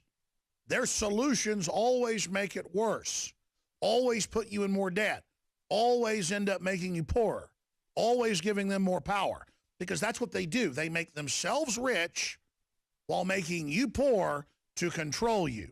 It's called economic warfare in their own words. And everyone I talk to feels the ominous dread that's coming. Is it potential expanded war with Russia? The Middle East destabilized? The South China crisis? Economic collapse? I think greater than that, it is the group collective that's been proven to be a group consciousness of the 7 and 8 in as well. And we're going to be talking to our reporters from Austria today. Paul Watson, Rob Dew, and Josh Owens coming up at the bottom of the hour in about 23 minutes from now.